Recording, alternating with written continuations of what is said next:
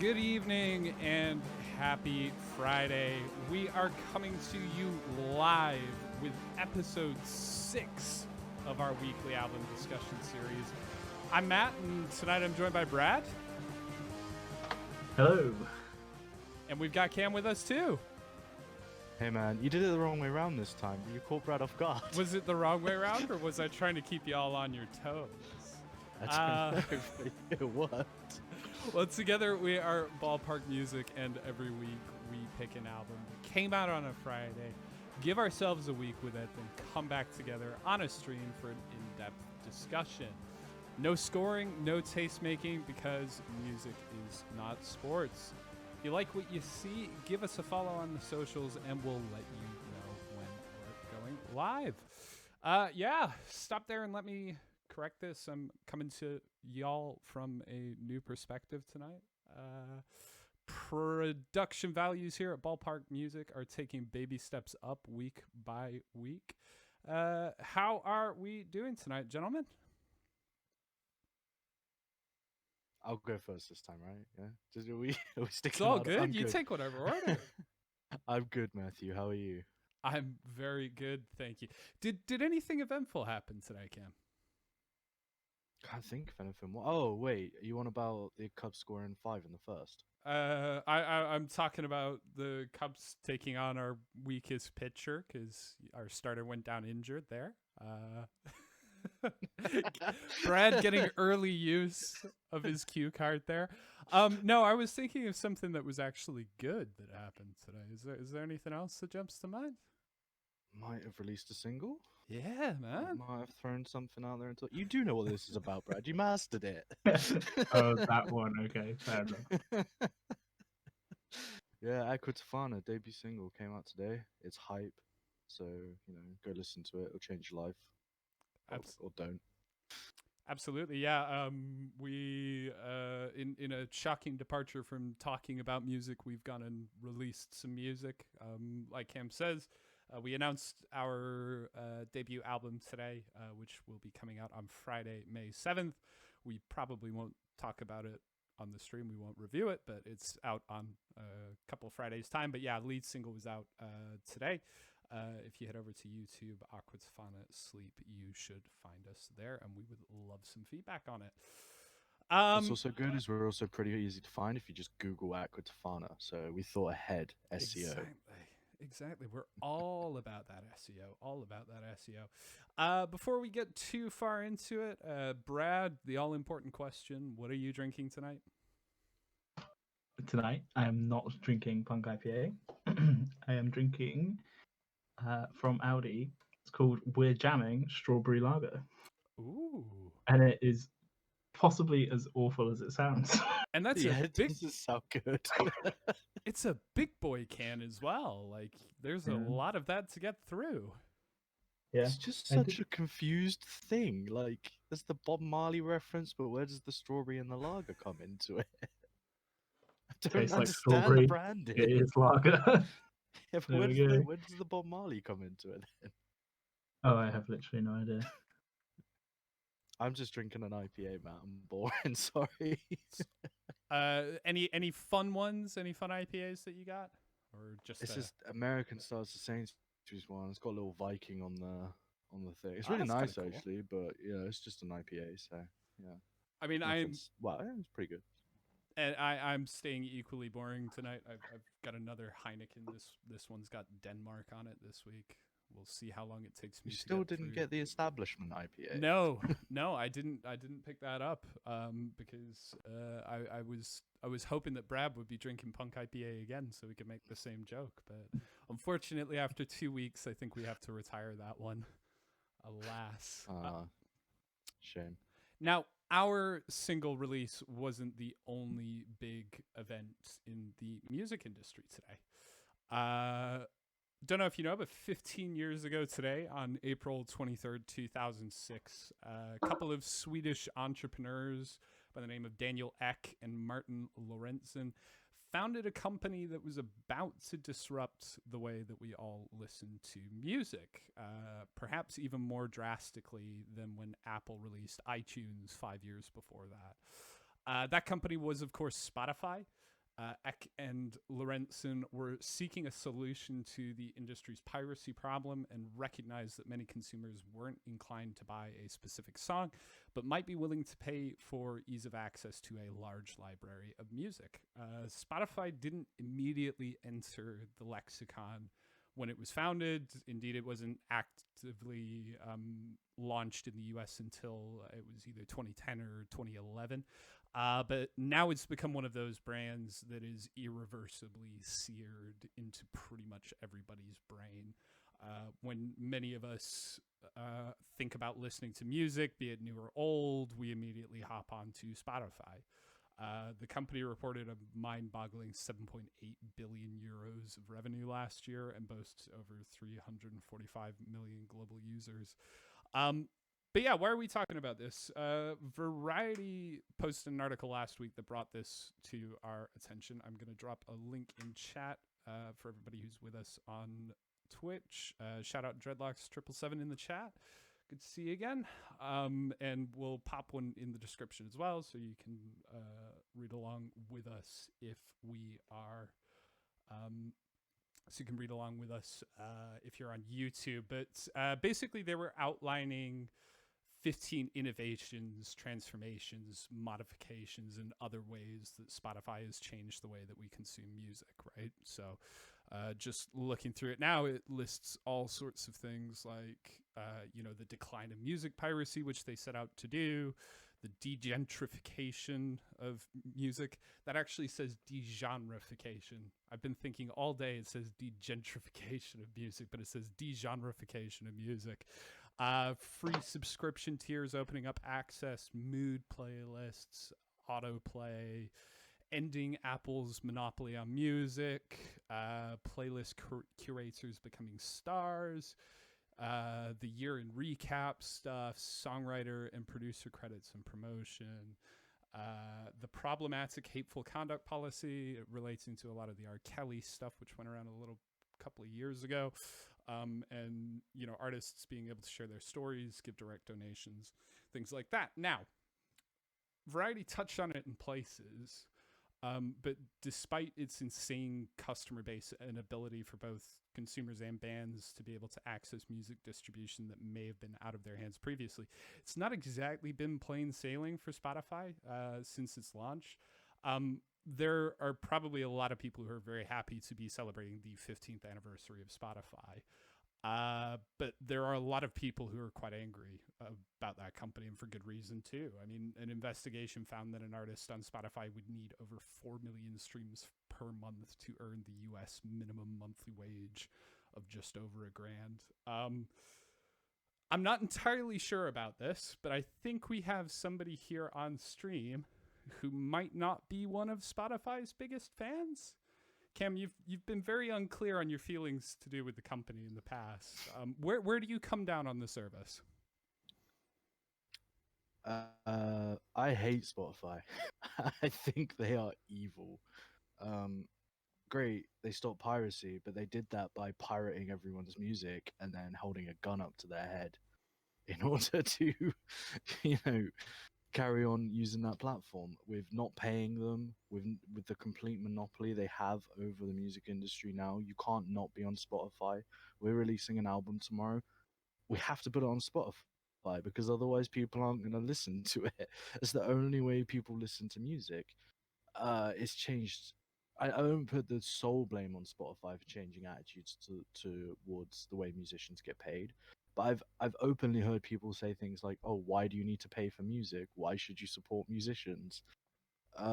Things like that. We talked about songwriters not getting paid fairly last week, and it's not just Spotify because it's the labels that get into bed with them and split equally the profits, and of course it's the artists that get screwed by not getting any of the money. What is it? 0.00000014p per stream. You have artists out there that have a million streams on a song. If 1% of people bought that song, that they could live comfortably off that. It's ridiculous. I hate it. I hate the whole idea of it. I think it should be banned. It's stupid. it is an infinitesimally small amount. I think there's a couple of points there that I might just come back to you on. But Brad, what are your feelings when it comes to Spotify? Are you celebrating its 15th year anniversary? I wouldn't say I'm celebrating. I think, like most people, I am probably guilty of using it. I think a lot of people are, even possibly knowing the kind of error of my ways, as I have been informed of by someone else on this stream. um, but yeah, you are right when you say it's a monopoly. It is a total monopoly, and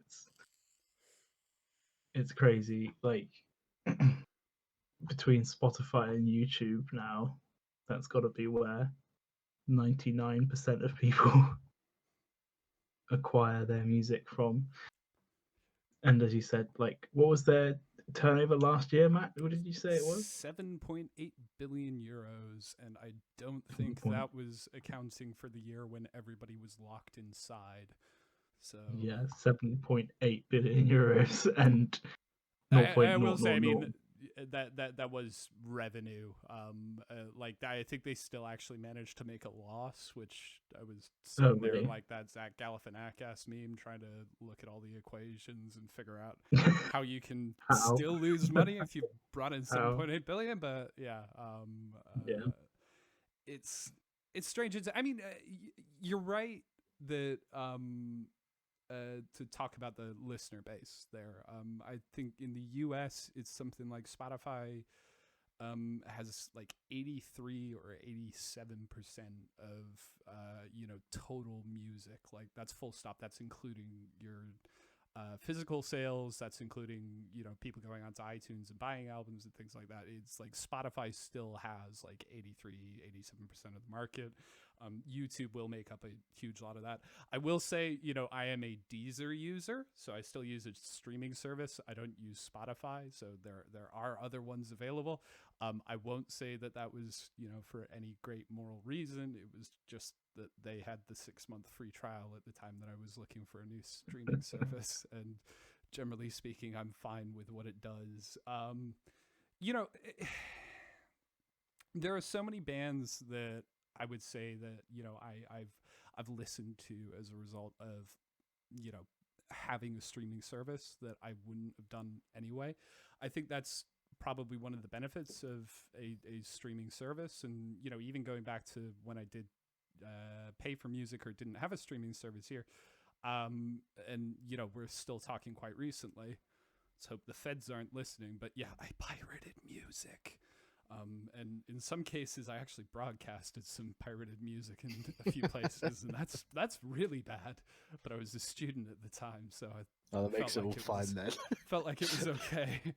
I shouldn't go around incriminating myself. So there's some benefits to it. I mean, as you say, there.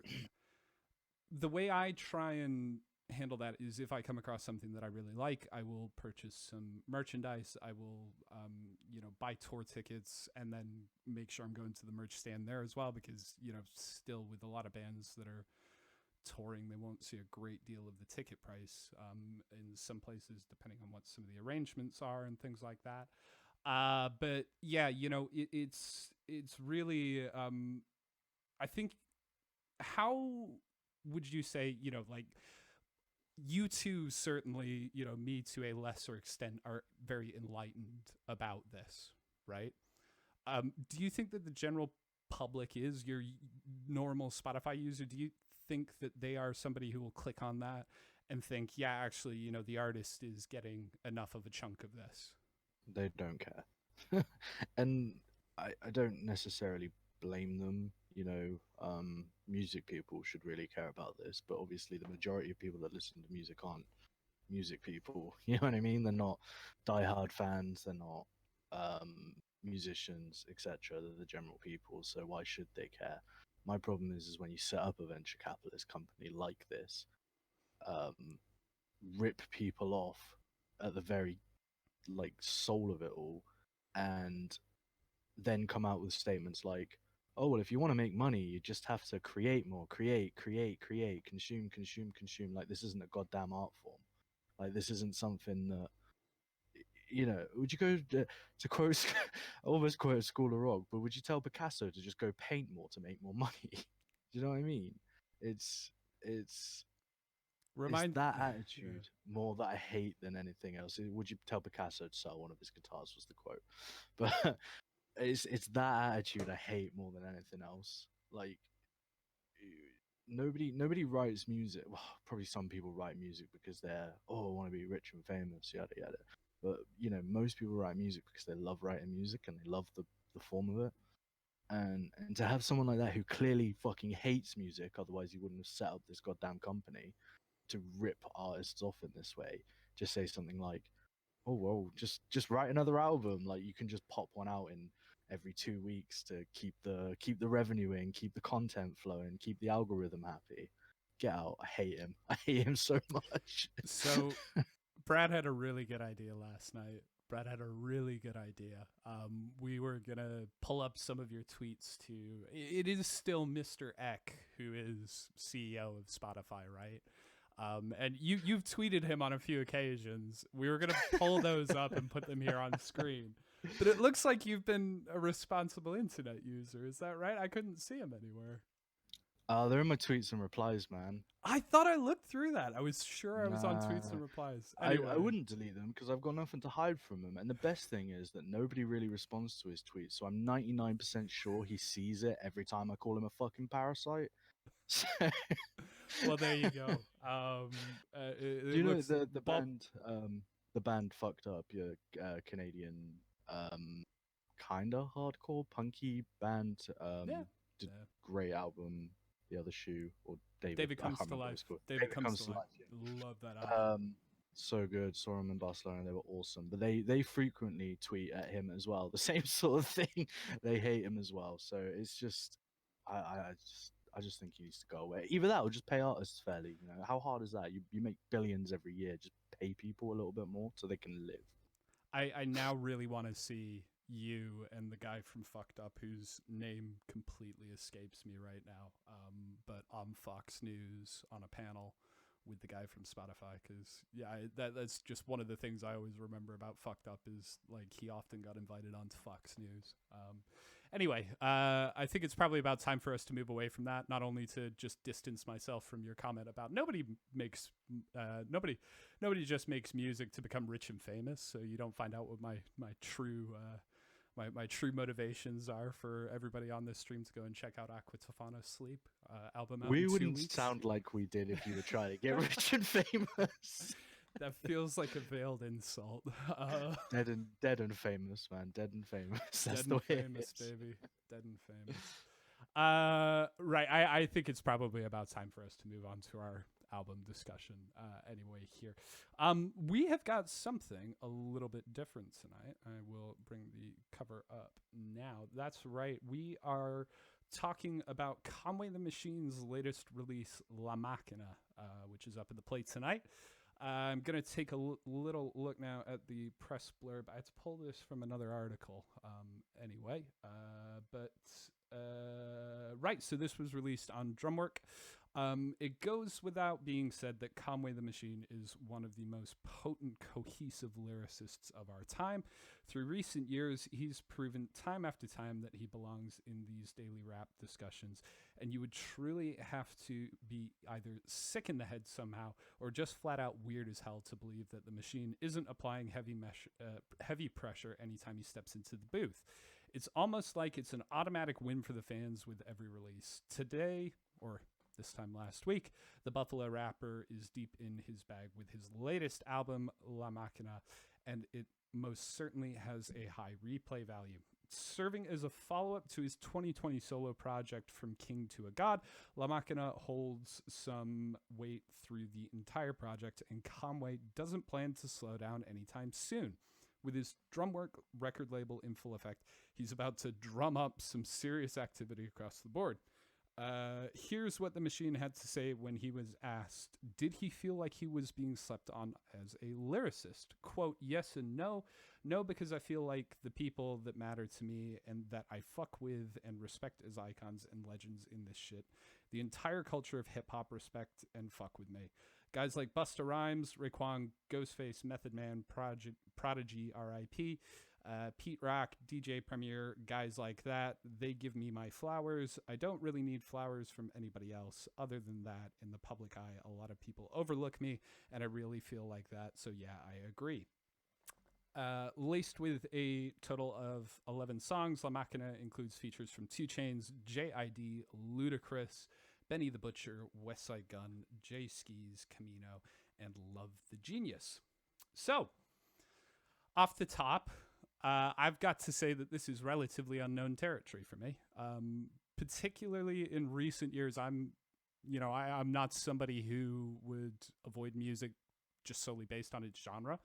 I've said it before, I will say it again, I just like listening to good music. But when it comes to rap and hip-hop, what I'm missing is sort of any education, right? They aren't genres that I grew up with. They're not ones that my peers were sharing around. And I never really kind of ended up in a community that was defined by rap in the same way that I did with rock and punk.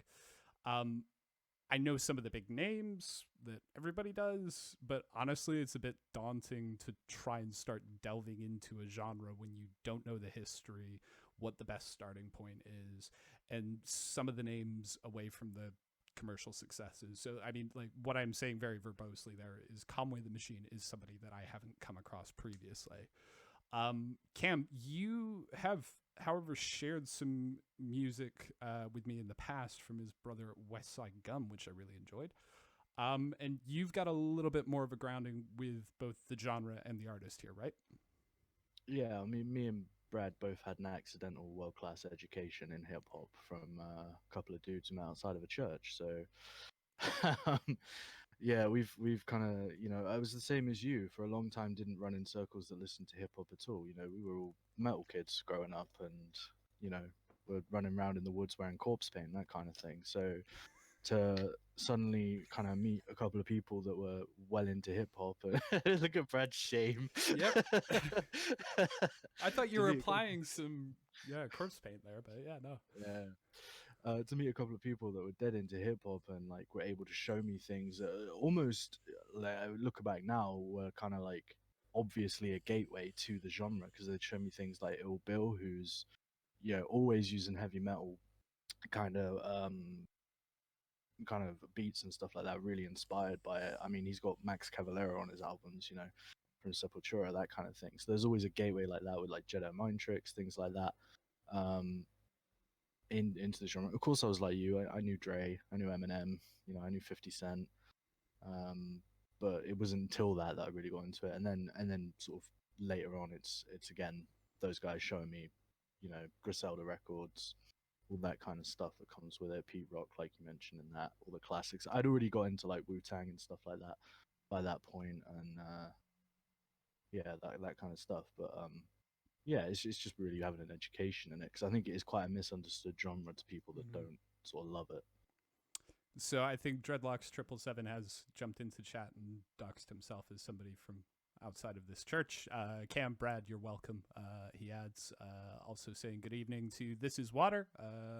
Thanks for hopping into chat. And hello, Elwin Priest, who says, give my cat a kiss, Cameron. Brad, rounding us off here, what's your knowledge base like when it comes to this type of music? I think this would class down as trickle down education.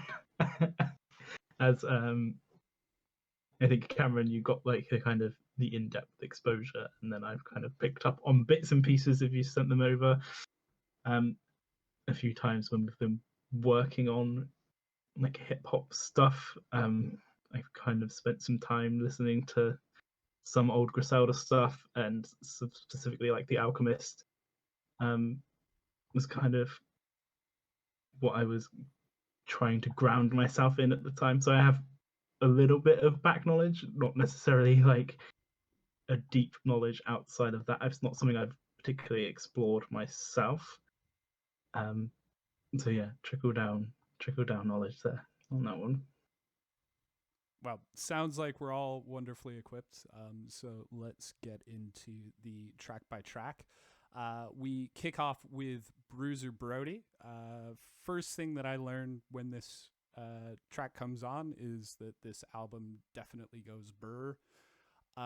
Secondly, we get about 6 or 7 lines in, and I realize that I'm probably going to like this. Conway referencing back MVP caliber seasons like Pat Mahomes. By omission, I expect that this means he accepts that it was Aaron Rodgers that was the GOAT in 2020. Either way, that's pretty high standards to equate yourself with. Brad, you've pulled your caption down, so I'm gonna ask you this. Looking back, do you think that Patrick Mahomes was more deserving of the MVP award over Lamar Jackson in 2019? I love sports ball, man. It's my favorite sport. Good news. Music is not sports. Tell me, what did you think about Bruiser Brody? Well, straight in, it's classic Conway. I'm expecting to coin a phrase, dusty drums, and you get that straight away. There's really kind of sparse drums. Brad's laughing because we've had that drilled into our heads. The drums need to be dustier. You get this repeating bell melody and not really a lot going on, but like a really grimy, nasty beat. And it's just classic. It's what he does. It's immaculate kind of breathless delivery from the stop. He hardly stops to take a breath or anything like that.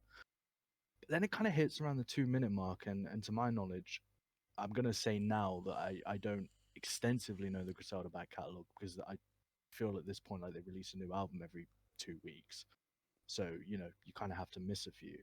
But I haven't heard him really sing before like this. And he starts to sing. And it's the kind of first hint on this record that he's maybe going to change it up a little bit to what you're used to previously. And mix up with what he's known for. Sorry, no, just very quickly.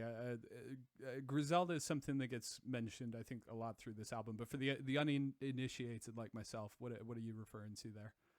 Griselda's West Side Gun, Conway, Benny the Butcher. It's like a record label. It's kind of a collective. It's kind of catch-all term for that kind of stuff. I mean, technically it is the label, but you'll hear Griselda mentioned a lot. Sorry. That's all yeah. good. So when you say Griselda, you're thinking sort of classic West Side Gun records, all the Hitler stuff. That's Hitler Where Hermes. Sorry, just refer to it. When you know it, you just refer to it as Hitler 2 or Hitler 1. But obviously, it's Hitler Where's Hermes 1, 2, 3, 4, 5, 6, 7. I don't know how many he's up to now, honestly. But those are album titles. Yeah, gotcha.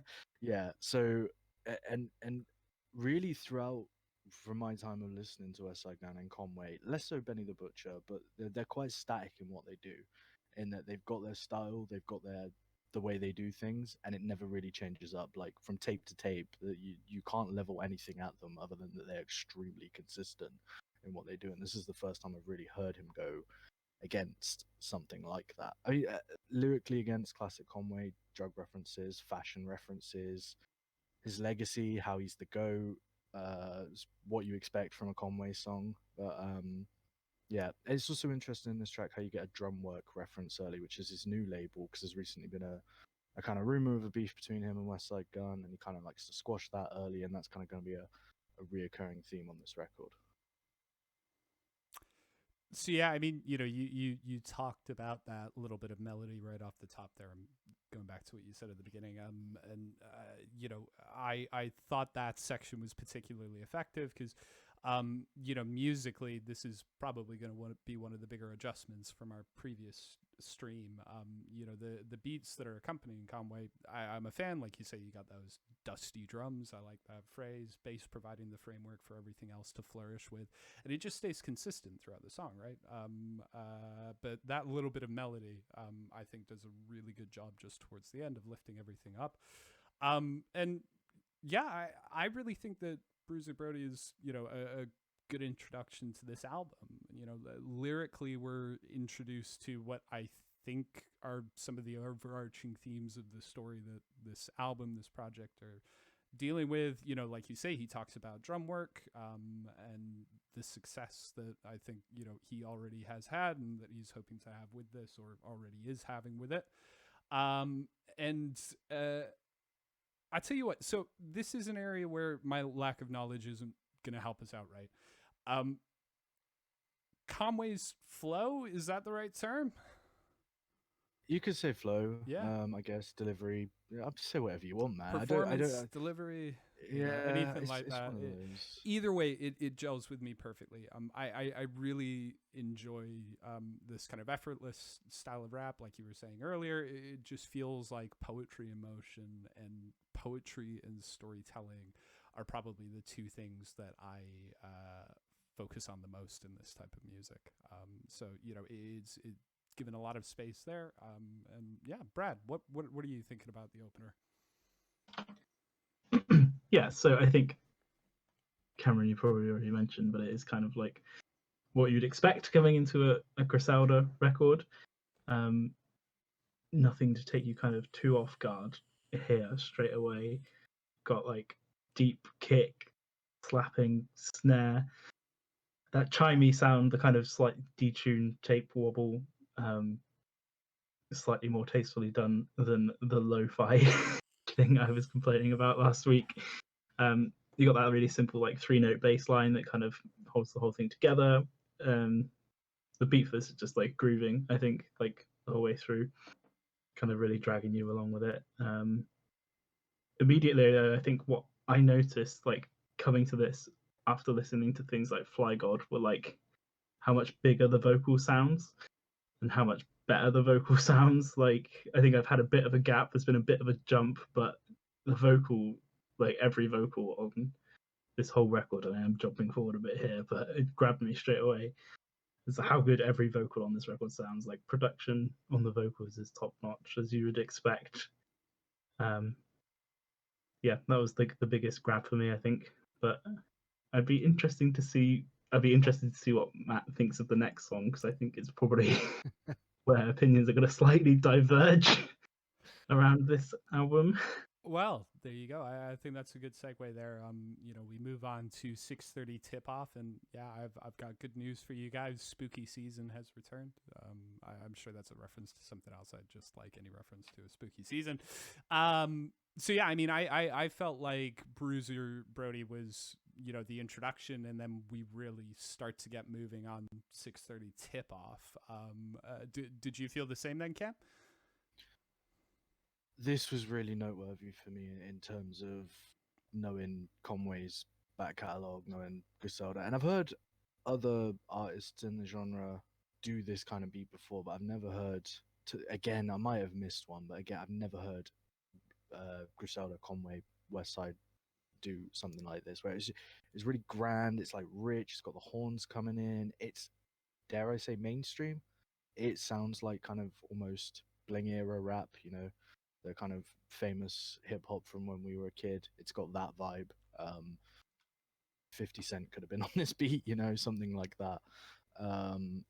It still repeats itself a lot, so it's still got that kind of grimy underground feel, that Buffalo feel, just where they're from, sorry.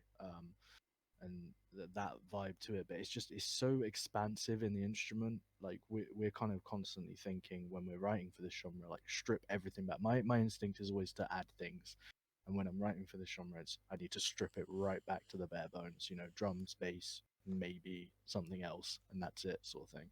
But this has got so much more. I kind of wonder what they could do with a more inventive, strong song structure at this point. But yeah, I mean that's the first thing that stands out to me. But just to give you guys a bit of context, well, there's a lot of basketball references and sports references on this, and you'll get it later. But there's lots of wrestling references, and these guys are a bit obsessed with kind of how they're driving the culture forward, and this is their way of showing it, is through these references to. I didn't write down who the basketball men were that they were talking about, but I got it all here. Don't you worry about it. That's kind of how their thing. And then you've got again his legacy and his borderline obsession at this point.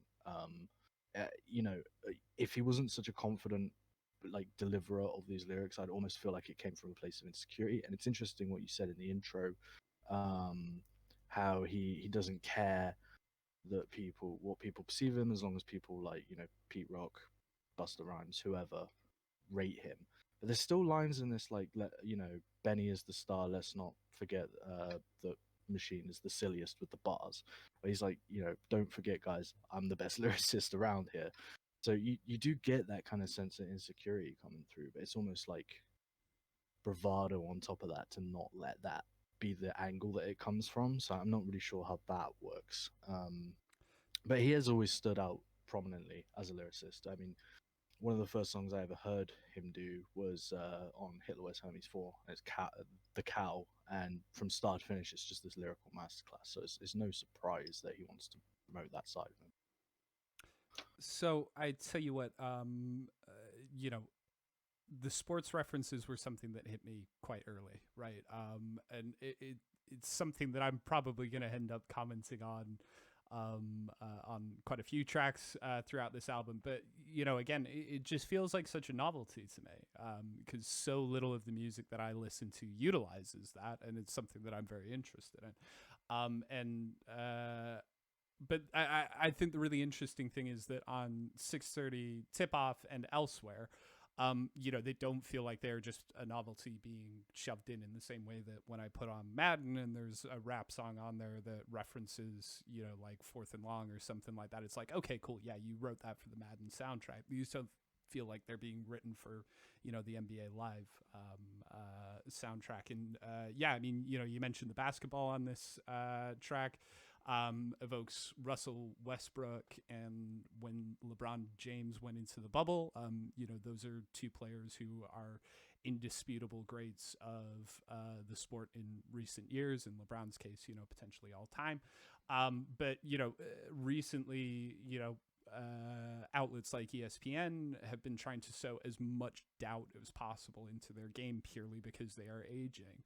I think that these are really effective at painting Conway as a man who grinds away at his craft in the background. Again, you know, I'm coming to this with no context. And, you know, somebody that you shouldn't bet against. We get shout outs to Steve Francis, who was one of the most flamboyant dunkers of his day, the late, great Kobe Bryant, RIP. But I'll say this in a few other places as well. I think they're used really, really effectively. And yeah, you know, in terms of the sound, it's interesting there.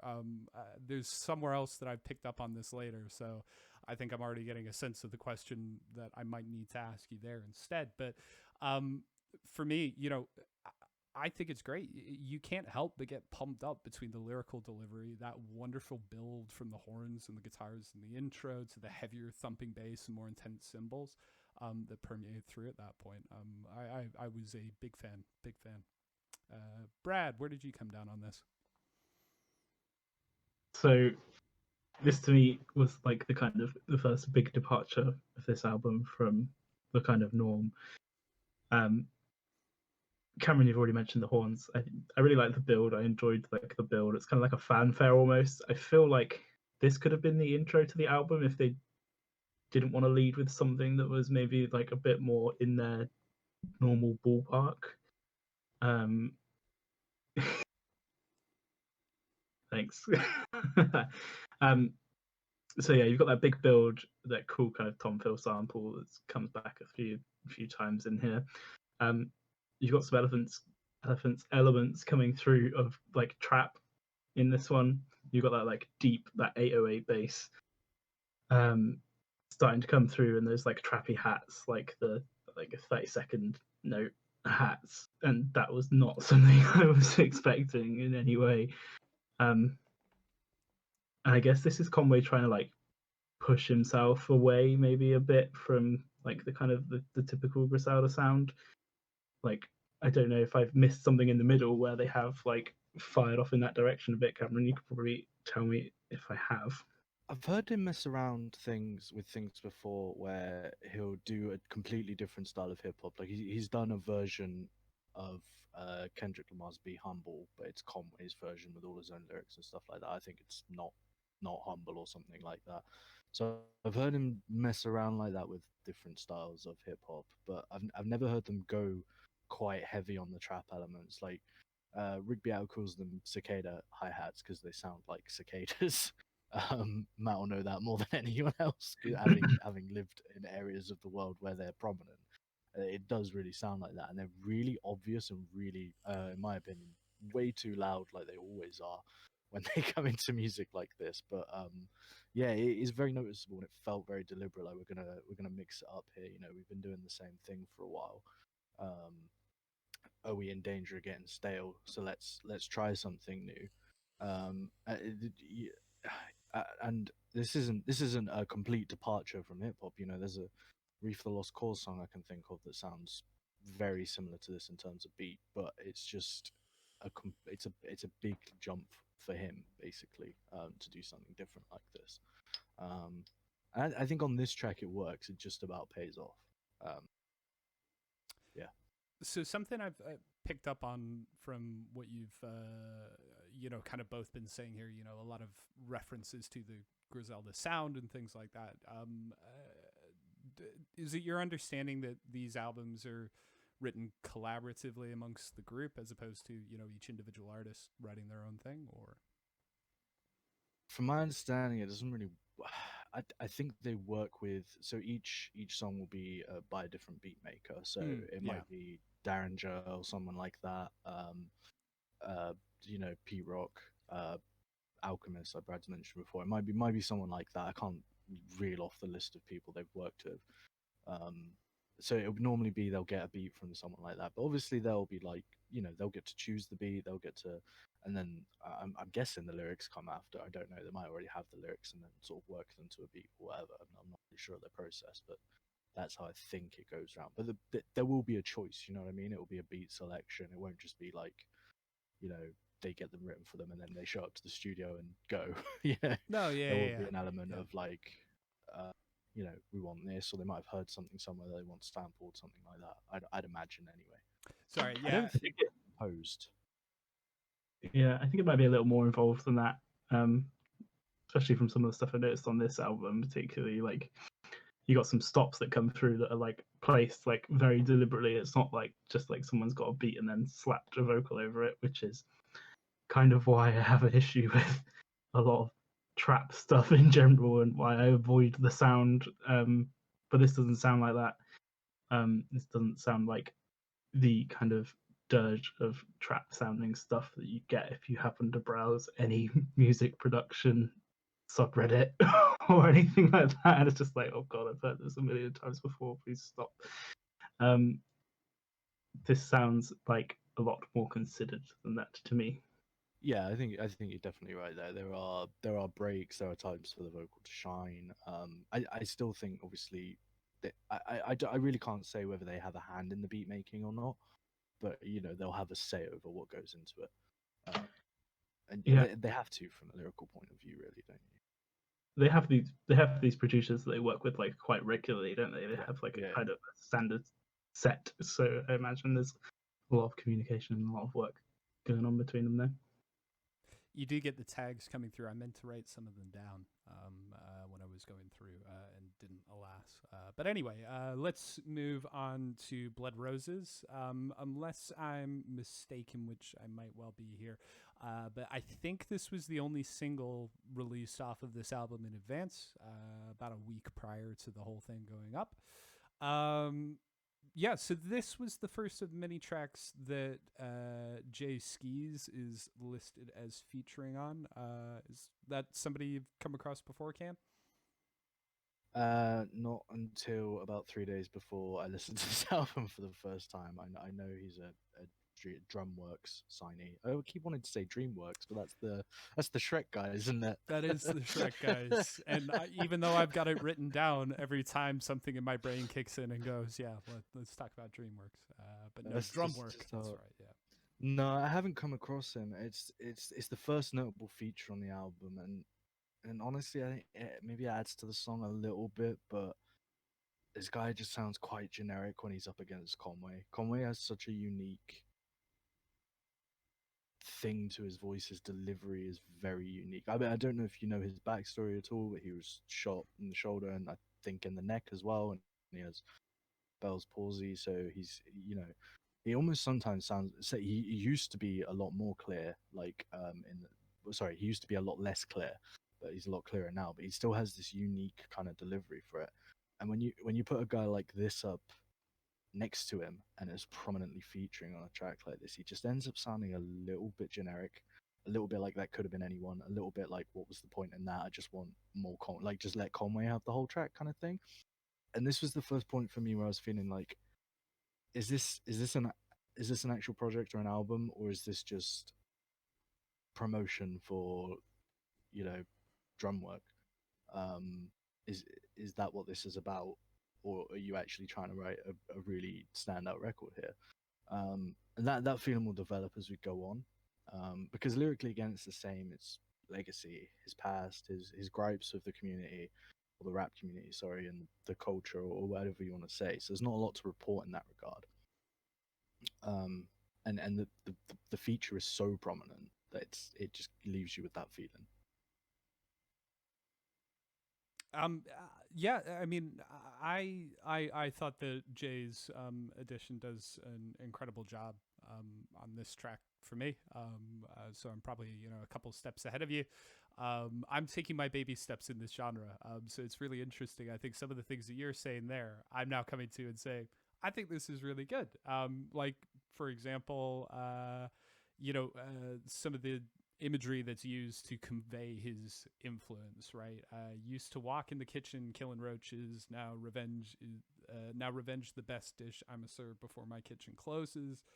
And the wonderfully deadpan wouldn't believe me if I told you that wouldn't believe me if I told you what my yearly gross is. Bought my bitch the new Bentley truck and she still ain't drove it. Like you're saying, some of that excess there. It's a fun way of putting that across. At the end of the first verse, it feels like the song is about to take a breath and sit down, maybe allow the beats to envelop you a little bit more.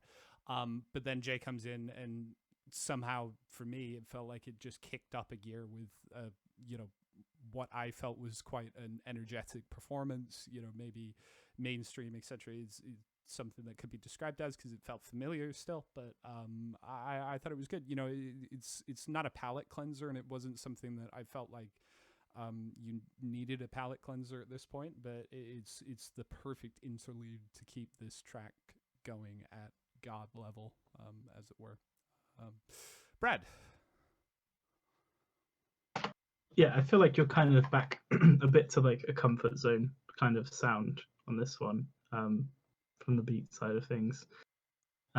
It's back to that like Griselda kind of sound. You've got electric bass guitar, you've got some cool string parts coming through. I think this is this is where I noticed some more structure as well, kind of coming through on this one than the previous two. You've got like a kind of 3-part structure. You've got like that A section, and you've got the B section where it changes it up. It's kind of building tension. I think the bass is staying on like one note, and it's kind of just like holding you and building up for this like the hooky kind of section, which is the C. And again, something like kind of new. I feel from in my knowledge on this, like there are a lot more hooks in this record than I've previously like heard in the Griselda kind of stuff, and there are some really good like strong ones. I think like the lyrical vocal hook in this on the C section is like pretty strong. Something that is gonna like kind of stick with you and like adds to that kind of catchiness of it. But yeah, you've got that ABC kind of structure, which I feel is like a bit of a departure from kind of stuff I've heard before. Yeah. I think it is a bit of a departure, but there's still a lot of the same elements you'd expect here. Drums that have been in the loft for 50 years, because I don't want to keep calling them dusty. It's Well, not. I was It's not. surprised they have dust on them. Yeah, basically, they're under sheets. They're in the loft. They were a birthday present, but they've never been touched, kind of thing. So they're there. It is more expansive. You're right. The structure's a little bit different, and I was kind of complaining on the last song that it's still very much repetitive, the same structure. And on this one, they actually deliver it, but I just don't ever feel like it goes far enough. It just feels like, well, ABC, but it just feels like you might as well have gone AB, because it doesn't feel like enough of a departure to actually make it worth it. That's my opinion. Again, there's loads of layers that I just don't hear in beats of this nature that often. again, you just so expecting really stripped back, maybe a little bit of piano, certainly not like these more grandiose kind of things that are coming through.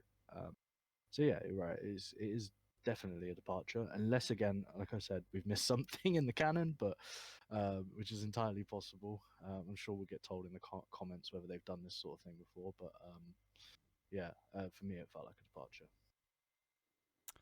So moving on to fourth track, Clarity. To me, we get a slightly different sound from the music at the start of Clarity versus what we had on the previous couple of tracks. What are you guys hearing here? I think this one's kind of somewhere in between the two. That's what I kind of picked up on. It's somewhere between that, like kind of the new kind of trappy thing that they're playing with in this record, and that kind of classic Griselda sound. Again, how many times can we say Griselda in this video? It's fast. This song is fast and it's short. It's like 2 minutes. It's like really up tempo for them, and it's got some like stark contrasts between the sections. You've got like the typical drum sound without saying it, and then the trappy drum sound, and they kind of like they chop between them, chop between the two in different sections. Again, you've got those stops kind of emphasizing like ends of phrases and things like that, and it kind of just keeps the energy going, and it like keeps the flow going throughout, and kind of builds some interest in there. Yeah, again, we're on a kind of mainstream sound and beat, right? It doesn't sound like the usual thing these guys go for, and these guys have completely owned the underground scene for such a long time. That they're the biggest names in it, really. Somehow, or some of the biggest names anyway. They've flirted with that mainstream, and I'm wondering if they're really at this point kind of realizing that they've got to add these elements to crack that next level, because it feels like they're deliberately in there for that reason. Again, you've got that cicada hi-hat really prominent, and you just hear that everywhere, and I personally don't like it, but obviously a lot of people do, because you wouldn't hear it so often if it wasn't so popular, kind of thing. So it's another trap beat, really. Is not a more kind of much more you can say about it. I mean, it's got elements of what they do, but it is again edging ever closer to trap. The thing that stops it being that is Conway, and his kind of what he brings to the track. Obviously, again, we've spoken about his delivery, and he stops it verging on that because the association is trap, is mumble rap, that kind of thing, and he never ever even comes close to delivering anything like that, I don't think, anyway. I'm a little bit disappointed with this song lyrically, actually. I've spoken before about how the themes don't really change on this album, but it kind of feels like here that it's just the same repackaged with a bunch of kind of one-liners going on. And I'm kind of like, Conway is such a good storyteller when he wants to be, that really go with it and do that kind of thing. I want to see that more often, but it just feels like here it just wasn't really present. I don't really know why, but it just wasn't there. So that's really interesting. In my notes, I put this down as a track where, you get those references to excess that we've had before, but I felt like a switch kind of flipped a little bit on them, maybe subtly, not the whole way there. And, it was more about trying to show with a slightly different manner to some tracks that we're coming on to later on, about how far he's come, right? So, things like, you get, seen that bitch that did me dirty, gave me that broken heart. She was on the back of the bus watching this Rolls I parked. The delivery of the end of that line is really, really cool because it sounds phonetically so similar to Rosa Parks. I thought that was really good. But, again, you get the same thing. So, it's the Rolls here, it's the Bentley elsewhere, it's a Maybach, I think, at the beginning. But, it's always in contrast to something here where in the first few tracks on this album, it's never given that contrast. And yeah, you know, the excess is also clearly pointed out as not just the be all and end all of it. Got all this ice on my chest to go with my cold heart. I thought that was a fantastic line. And you know, later on the track, he talks a little more about charity as well, but nobody gives a shit about it. So That's kind of what I'm saying. Those are great one-liners, but I prefer him when he's storytelling best, and I don't feel like this is a cohesive story. It felt like one-liners after one-line. I missed that Rosa Parks, like the phoneticism, whatever. I completely missed that because at that point you've been delivered so many kind of, you know, line thing. It's easy to miss that kind of stuff. But Kuda, you know, you coming in as someone that doesn't know the genre and picking up stuff like that, you know, that's not too bad. But yeah, I guess obviously it's down to a personal preference, and some people really like that delivery style. I'm much more. I want to hear from start to finish of a verse. I want it to be one cohesive, you know, kind of story. I mean, you've talked about like the sound and it like kind of pulling away, and you think just saying like, are they adding those elements because they have to? I've kind of viewed it more from a different lens of like Conway is kind of starting up his own like label thing here. He does have to push away a bit from his brother, and like if he'd just done Griselda too, like people would be like, what's the what's the point in starting your own label, man? You know? 100%, 100%. I'll speak more to this on later because there's some really obvious things that come up on later tracks, but that is definitely something I found about this, that there is some that, you know, that's West Side's thing. This is my thing. You know, we're still cool with each other. Everything's still fine. You know, still brothers and all that sort of stuff. Still gonna work together. But this is my own thing now, and I'm gonna do these different things. And there's one really stark thing about this album that I'll sort of speak to later that really does speak to that as well. But you're right, the kind of beats do speak to that earlier on as well. Yeah, and I've heard this penned as a project more than like specifically an album as well. Like most things I've read, it is referred to as a project, and it's supposedly the first of many that are going to be put out this year. Like he's already talked in some of these songs about his grind, and I think like these guys release so much music, like it's insane, really. They live in the Spotify era, don't they, man? Yeah, man, they've got to like keep that content going. Yeah. there you go. Consume content. Bringing us nicely round. And I tell you what, we moved on to track 5, KD. And yeah, good news. I've finally caught up with you guys. And I have finally recognized, hey, this is a bit trappy. I will say, like, you know, the previous tracks to me, I genuinely penned a question here. And this is my hands up, my mea culpa. I don't know the genre, where I was asking, you know, did those first 4 tracks sound more like, you know, something a little more old school, and then this sounded more modern? This is now when you guys tell me like, hey, no, this track sounded old school. All the rest of them sounded modern. I've got everything completely backwards. But yeah, you know, whatever it is on this, and I really like this. Yeah. Trap type beats tend to fire something off in my lizard brain, and release a little bit of dopamine. You know, I start bouncing, I start feeling that flow. You know, the hooks on tracks like this, and you know, particularly on KD, just get me moving, no problems. Cam. Yeah, I mean, it's still got the grimy, dusty elements to it that, you know, that you really come to expect. But it's got that skip to it, and that's, you know, there's just something about that. I don't care who you are, that you can't help but enjoy. And what that does, that kind of beat where it's kind of skiffling along, and skiffle's the right word, and kind of evoking images of skiffle bands now, but it's not that. It's a skip kind of, you know, that kind of skip it has to it. It lets Conway shine. There is some incredible delivery in the middle of this song. That section where he just fires off alliteration, and it just going absolutely insane in the minute. You don't even need to listen out for the lyrics because it is just so easy to kind of enjoy and listen to in that section. But yeah, it's again, it's more akin to a trap beat, but it's still definitely Conway, you know. And this this is kind of different, and I don't think I've heard something like this or this kind of take on either one of these two styles kind of meeting in the middle.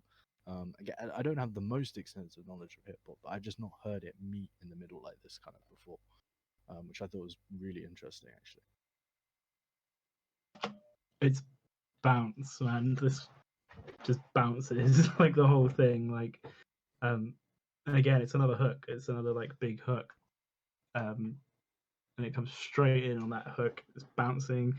Again, the trap beat, the 808 bass, the trap hats, kind of typical. It's got that thing that kind of pulls it back a bit towards the standard sound. Is the like that dark kind of dirty piano like sample they've got going on in this. But like kind of throughout this, the flow, like Conway's flow never really gets a chance to kind of stagnate or anything like that. Like halfway through the first verse, it's switching up, and then again halfway through the second verse, it's switching up. It's all kind of broken up by those hooks, and when it goes to the hook, it feels like it really drops you into the hook. It's like feels like an event going back to it. I think this is probably one of like the most catchy songs on this thing, really. Yeah, 100%. We've started talking about it, and I want to put it on again. I really enjoyed this track. Really enjoyed this track, and it's not just thanks to the references to Kevin Durant, KD, and Kevin Garnett here. I obviously wasn't aware of his and West Side Gun's time with Shady Records, and so this is the first time it's mentioned on this album. It's mentioned a few other places as well. Is that something that's generally accepted to have, gone well, or not so much? I kind of get the feeling not so much. I've never really understood that whole thing, to be honest with you, because there was this big kind of we've signed with Shady Records, and it was this huge, like they had a picture of them and Eminem in the background sort of thing. And then there was like, oh yeah, first Shady Records album coming, and then I think they did release something off it, but it just felt like it took forever to come. Like we're talking a period of years, and considering how much music these guys release, that's a long time for them to go before releasing something off that. And then it kind of all just died again. And I'm sure there's some backstory there that I haven't bothered to look into because there's so much to look into with these guys. But yeah, it's a really weird one. It never really felt like they released anything off it, and it kind of just happened, and then it wasn't. And you do get a couple of references to it on this. I think you get the reference. I don't know if it's on this track or another one. Where I still get that Shady Records paycheck. That kind of stuff. So I don't know how they view it. I mean, it got them a lot of press at the time, so it can't have been that bad for them. Unless they're still signed into a multi-album deal and they owe him like 10 records or something. But these guys will have that done in a week anyway, so who cares? So it's a weird one. It's just really difficult to say what happened there. I'm not sure if anyone knows. Maybe more stuff's come out about it that I missed again, but it certainly was a very strange kind of time in their history. I think this would be a really useful time for someone in the comments to chime in. But like, it's kind of, I didn't know about the Shady Records thing either, and then it kind of like threw me back to the previous track. And there's a bit that I thought at the time that kind of sounds like a line Eminem would write, and it was a bit about playing his old shit. And you should see their face when they find out I didn't wrote it. Yeah. Oops, I mean didn't write it. Excuse me, I just got excited. That sounds like an Eminem line to me, and I wonder if that's like a bit of a dig, kind of throwing back at that. So if anyone could confirm or deny that in the comments, then please do. Yeah, I did pick up that as well.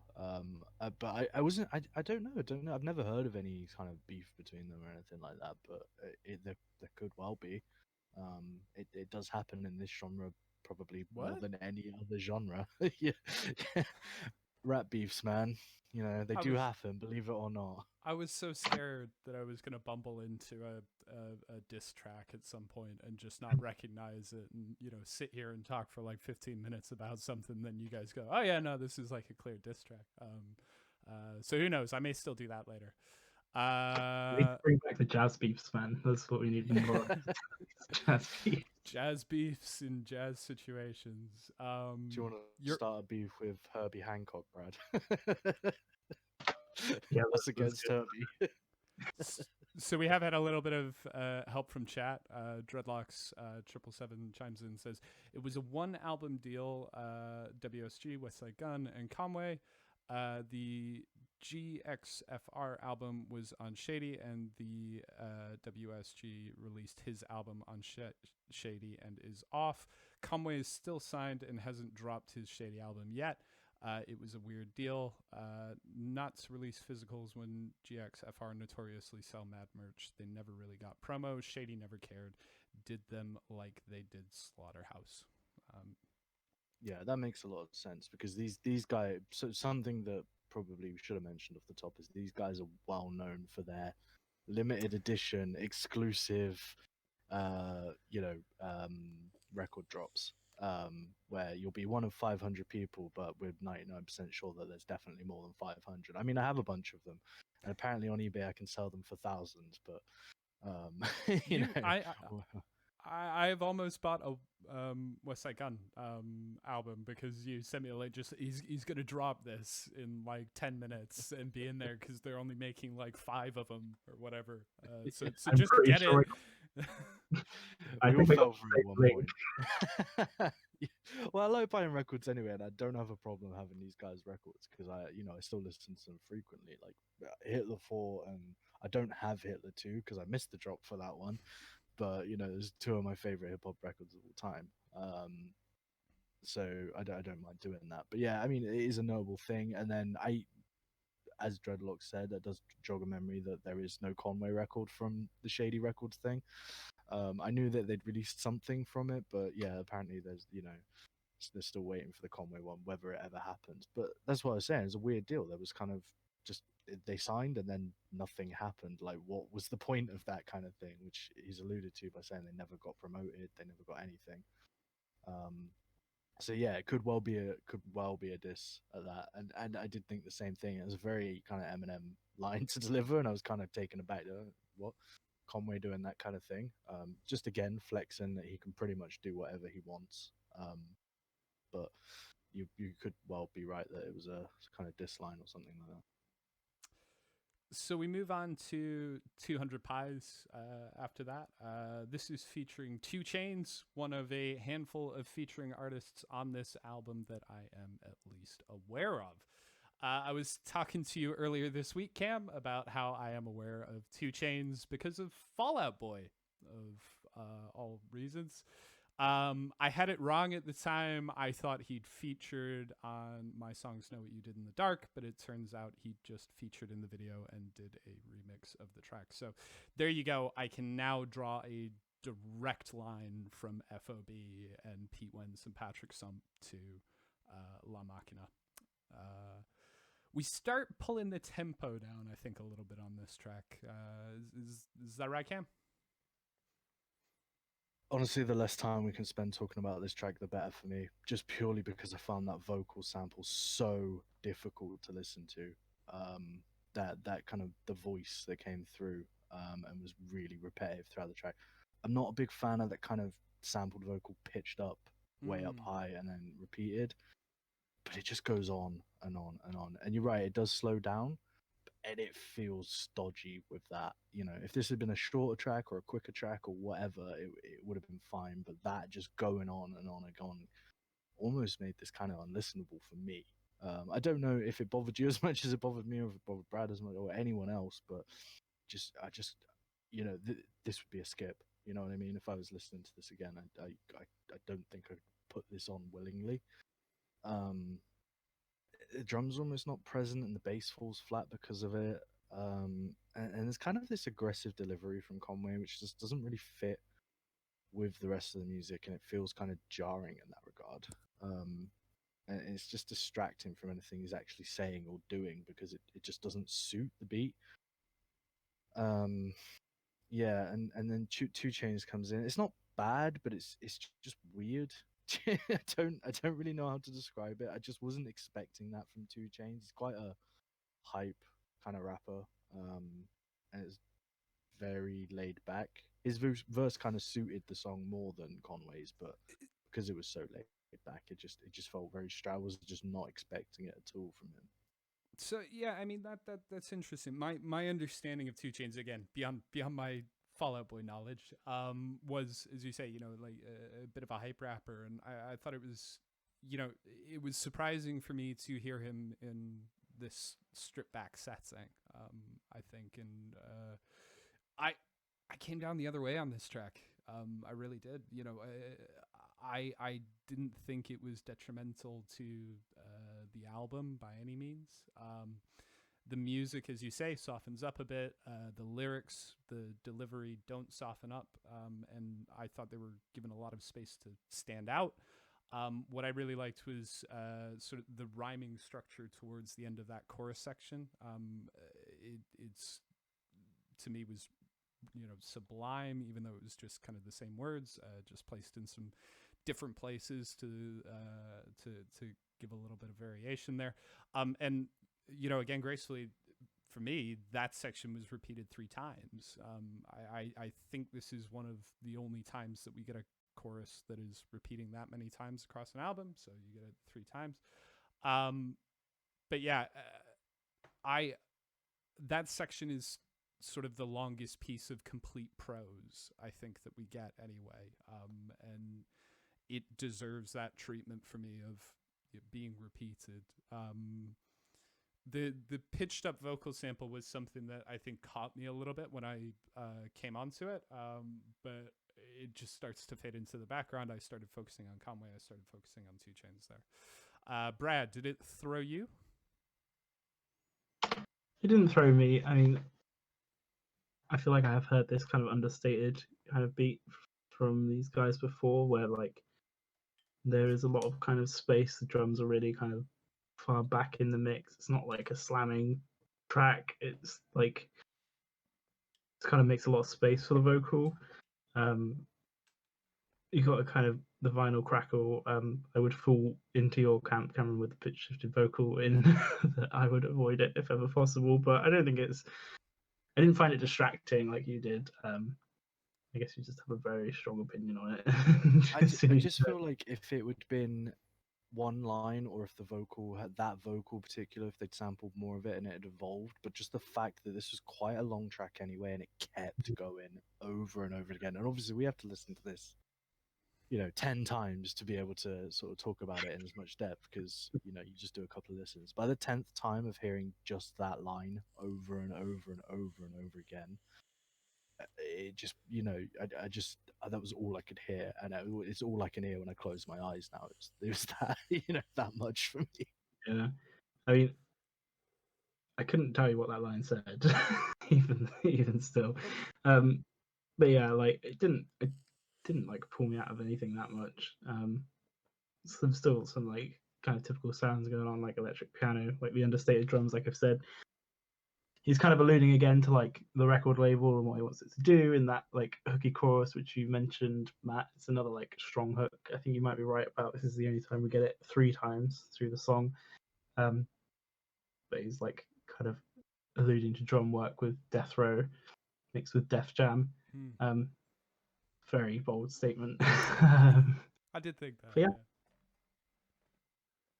That's kind of Conway's MO, isn't it? He has albums called GOAT. He refers to himself as LeBron James, the basketball guy. I just showed my absolute James, famous basketball guy. I know the Chicago Bulls had a hell of a run in the 90s, and that is about it. I tried to watch some basketball and get into it this year, but I just couldn't. I know as much as you, Brad. You're doing yourself a favor by avoiding the Bulls. I did scoot over. I'm not sure if it's come already at this point, but there was an MJ reference. I think that might have been this track. But yeah. So he's not shy about referring to himself as the GOAT. Again, the heavy DreamWorks thing just gets me thinking. Drumworks. Just call this album Le Shrek. Drumworks. God damn it, Drumworks. Yeah, I just kind of left feeling again. I said it right that time. Don't even front me. I just left feeling again like it's this whole tape just to promote 2 artists that you signed to that that label, or is this actually a thing that you want us to listen to going forward and more? And I was feeling it more so than any other point of this song because of what we previously discussed with the beat. Is this the first Drumworks release? I really I'm out the not loop. sure, to be honest with you, because I haven't been following it that closely this year. But it's something that's kind of cropped up. I'm not sure if there's another one. I Uh, think this might be his first one on under that kind of moniker. so he had an album out tail end of last year, from King to a God, and I've just double checked now because I thought it was the case, but yeah, that was out on Drumwork as well.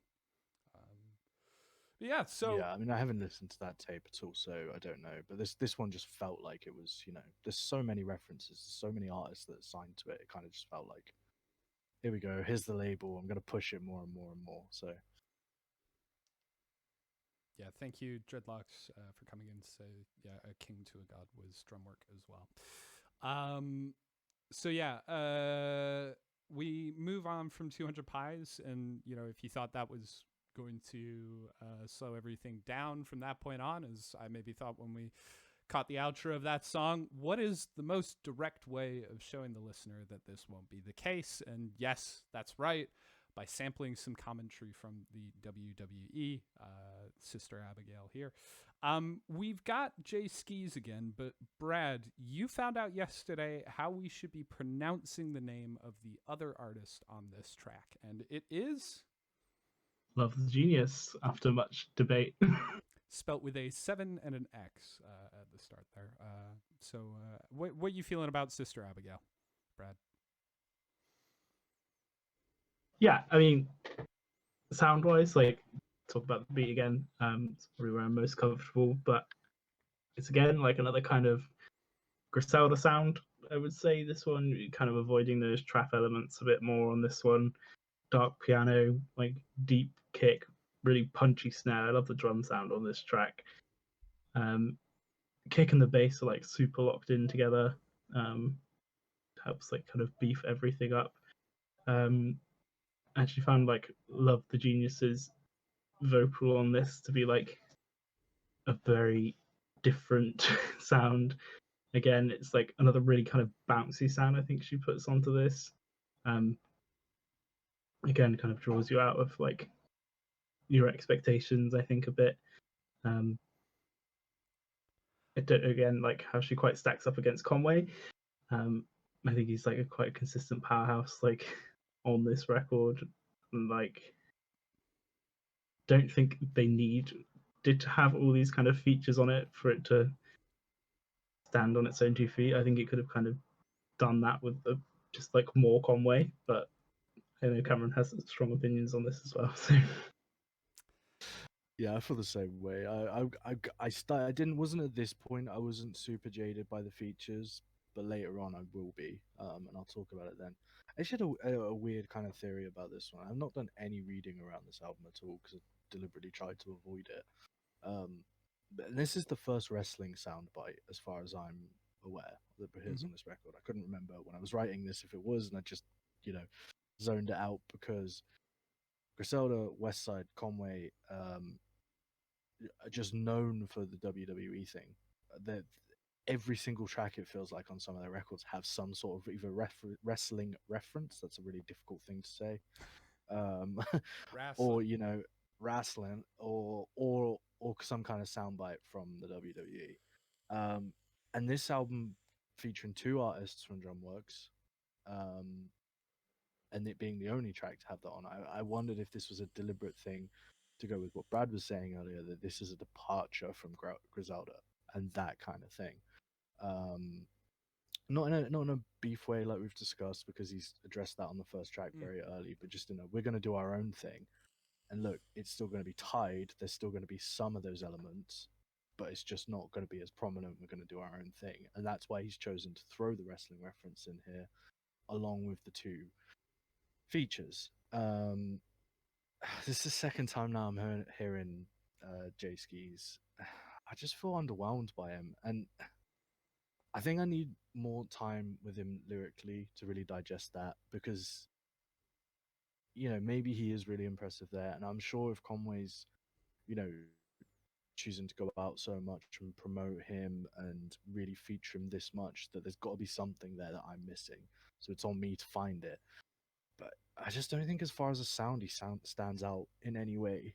And we get to love the genius, as Brad taught us to pronounce yesterday, because, like you said, we were having a debate about that. I just thought you'd be prepared for that one when we got to this point. Definitely.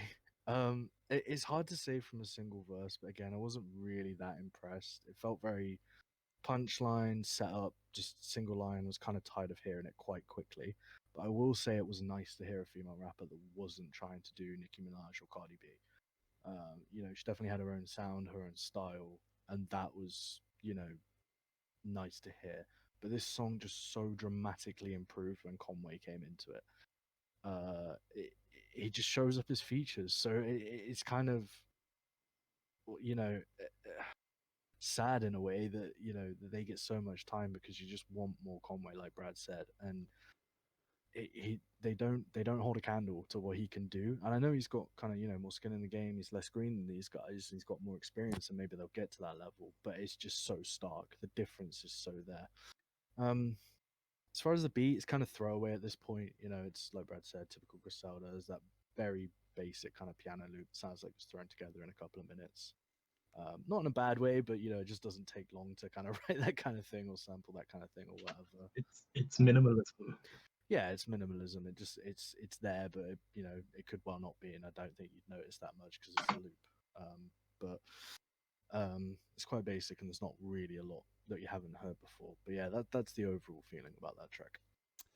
So I think when you've got like a couple of different featured artists on the track, it kind of helps to have that like slightly simpler beat to kind of tie things together a bit more.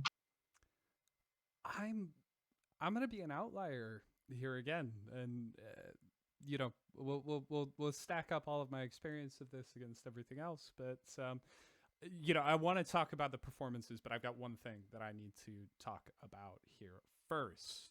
Urlacher versus the Packers. How I will tackle beats. Who after me? What are you trying to say here, Jay? Are you going to tackle beats with no rings and dodgy hair implants? Because that's what's going on with Brian Urlacher. I tell you what. Brad, can you put your sign up, please? Look, man, no.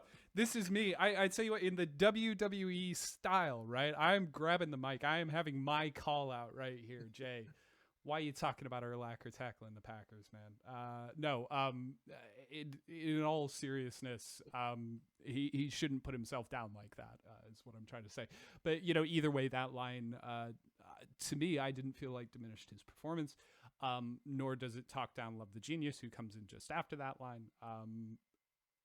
Honestly, the featuring artist, and this is going to be a theme again as we get later for me. So I may be diverging even further. I never feel like their addition is something that I need to bring me back into the album, right? I am enjoying Conway's performance throughout. I also don't feel like it's there is a palate cleanser, something to help me catch my breath or anything like that I mentioned before as well. I think pretty much every time, for me, it just elevates the track to the next level. It's like hitting another gear.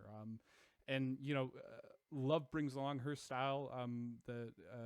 Brad, you mentioned it. I don't think anybody else on this album brings with them, and Cam, you touched on that as well.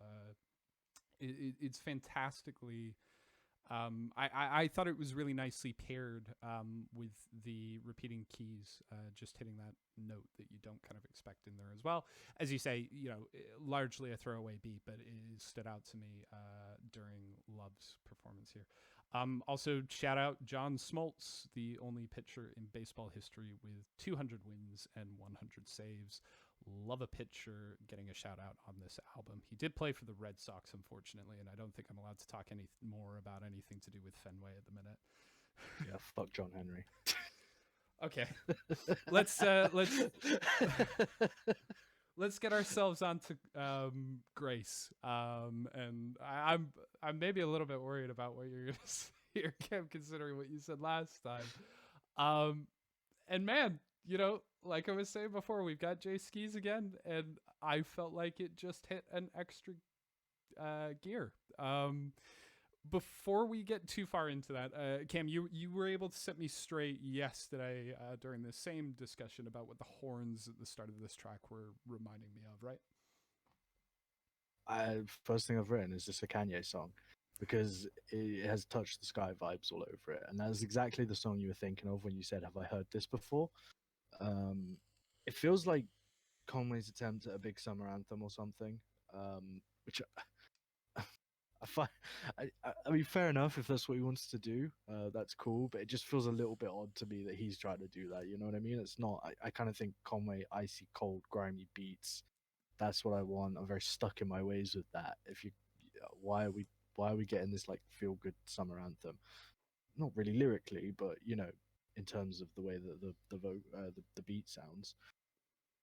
I'm gonna break trend. Jay Skis is much better here for me. Um, Lyrically, he's shining through a bit better. You know, references to the Unabomber stand out, that kind of thing, which you know, I thought was quite cool. I can't remember the exact line, but there's a whole bunch where it starts with chiropractor and ends in the Unabomber, which I thought was pretty neat. Joined at the spine. Yeah, all that kind of stuff, which I thought was really great. But honestly, is this his album or is it Conway's? At this point, um, it's nearly 2 minutes before Conway appears in this track. And again, he's just a class above. He really is. I'm just left wondering why he's not more on this track. And I can only assume that it's because it's a DreamWorks promotion, DrumWorks promotion. Drum work as well. So we've got you right on Drumwork. DreamWorks to Drumworks, but it's the singular, not the plural. Right, drum work. Yeah. You know, I will say actually, I was complaining a little bit about Conway repeating himself. And there's a bit more reflective look on his legacy in this track. And already that small change makes it much more interesting for me. You know, he's talking about how him and Westside got started, his shootings, Battles Palsy, and just that subtle change of view made the lyrics much more interesting for me. I just wanted more Conway. I don't, you know, Jay Skis is fine. Give him a hook if you really want, but to give him 2 minutes of this, you know, 4 minute track whose album is it? Basically, is what I'm left sort of sitting. Yeah, I mean, you've already mentioned Kanye and that. I don't think it's necessarily like completely accidental or like.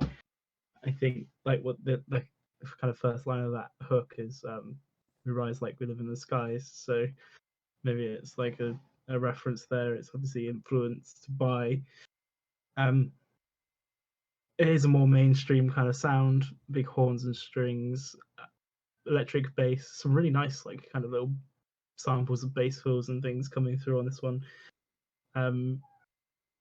Yeah, and I think the thing that caught me off guard most about this one was the more like introspective kind of look at it.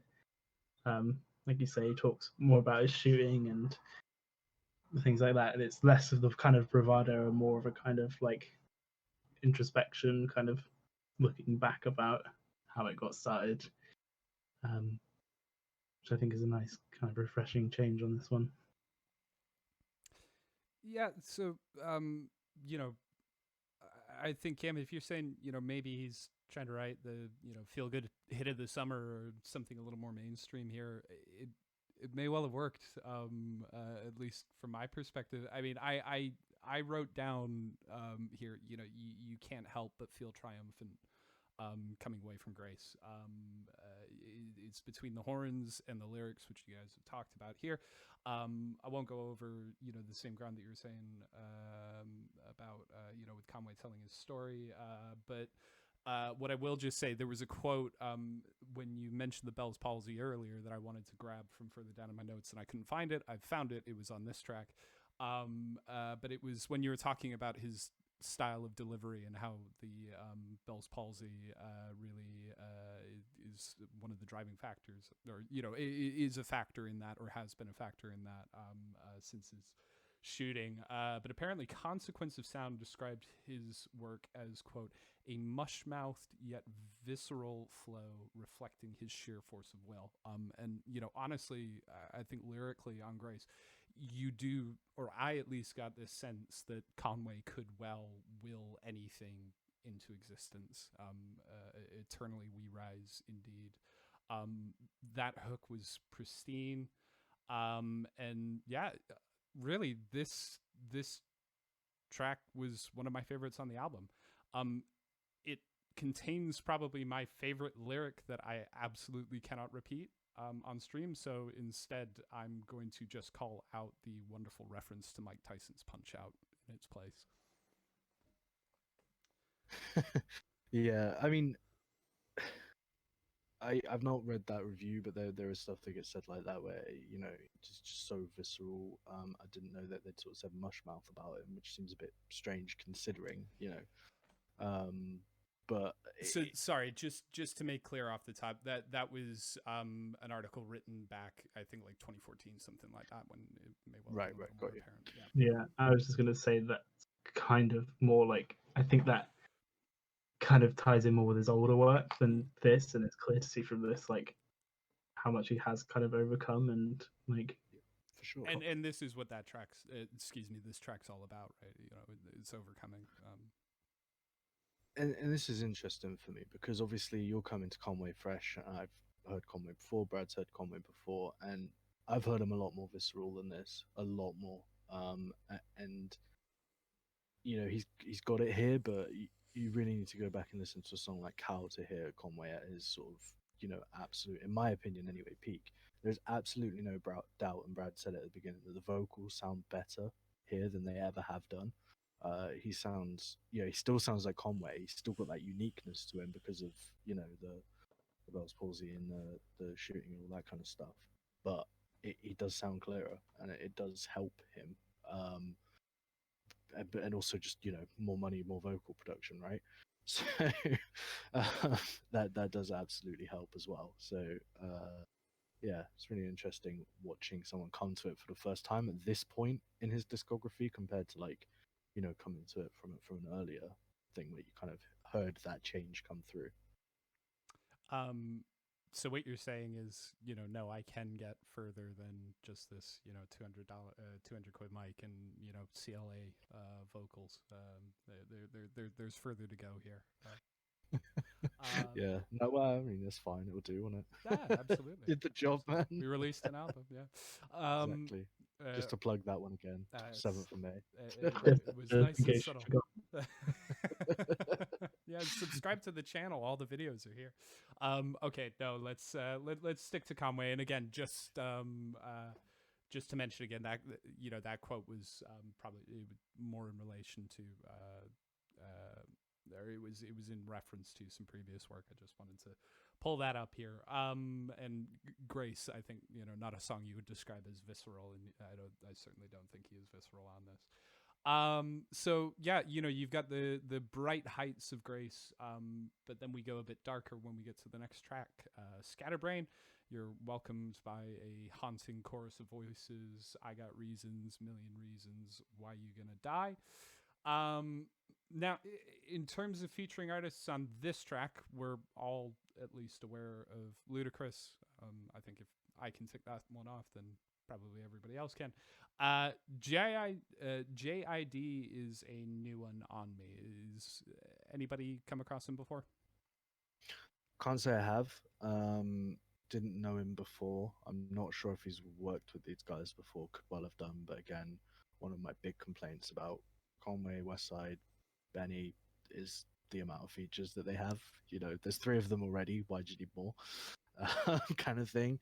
I actually think he complements the track quite well, but mostly because he has a standout voice. It's quite odd, and it makes you notice. I don't know. He has some sort of not New York, not LA accent, which is not the most usual thing to hear in hip hop, and it's I don't think it's Atlanta either, which is the other one that I really know That you was hear quite prominently. that would have been my guess. I think coming from it, but yeah. Yeah, so it kind of sounded almost like New Orleansy to me or something like that. So Yeah. it does really make it stand out. Yeah, and then there's the Ludacris feature as well. I haven't heard him on a track in a while because he just makes me think of that Justin Bieber song that he featured on. Can be completely honest with you, that and Move Bitch, obviously, because who doesn't know that song, who hasn't sung some of that song, not all of it, obviously, but some of it. Dude's got to make money, I guess. That's why he's on a Bieber track. But you can tell he's a pro. To be honest with you, Ludacris. And he has more fun with the beat. He's more playful. This is the first time I've heard Conway attempt to be this kind of way on tracks before. More playful, more fun. I'd said he had the kind of Eminem influence earlier, that kind of thing. But you could tell this is just what Ludacris does, and he's done for a long time, and he's just more well versed in it, basically. So I think that one was a good feature. I actually really like this track, to be honest with you. I thought the vocal sample was a lot better than the one we heard earlier. That kind of pitch shift. I don't know if it was pitch shifted or if it's just sampled or whatever.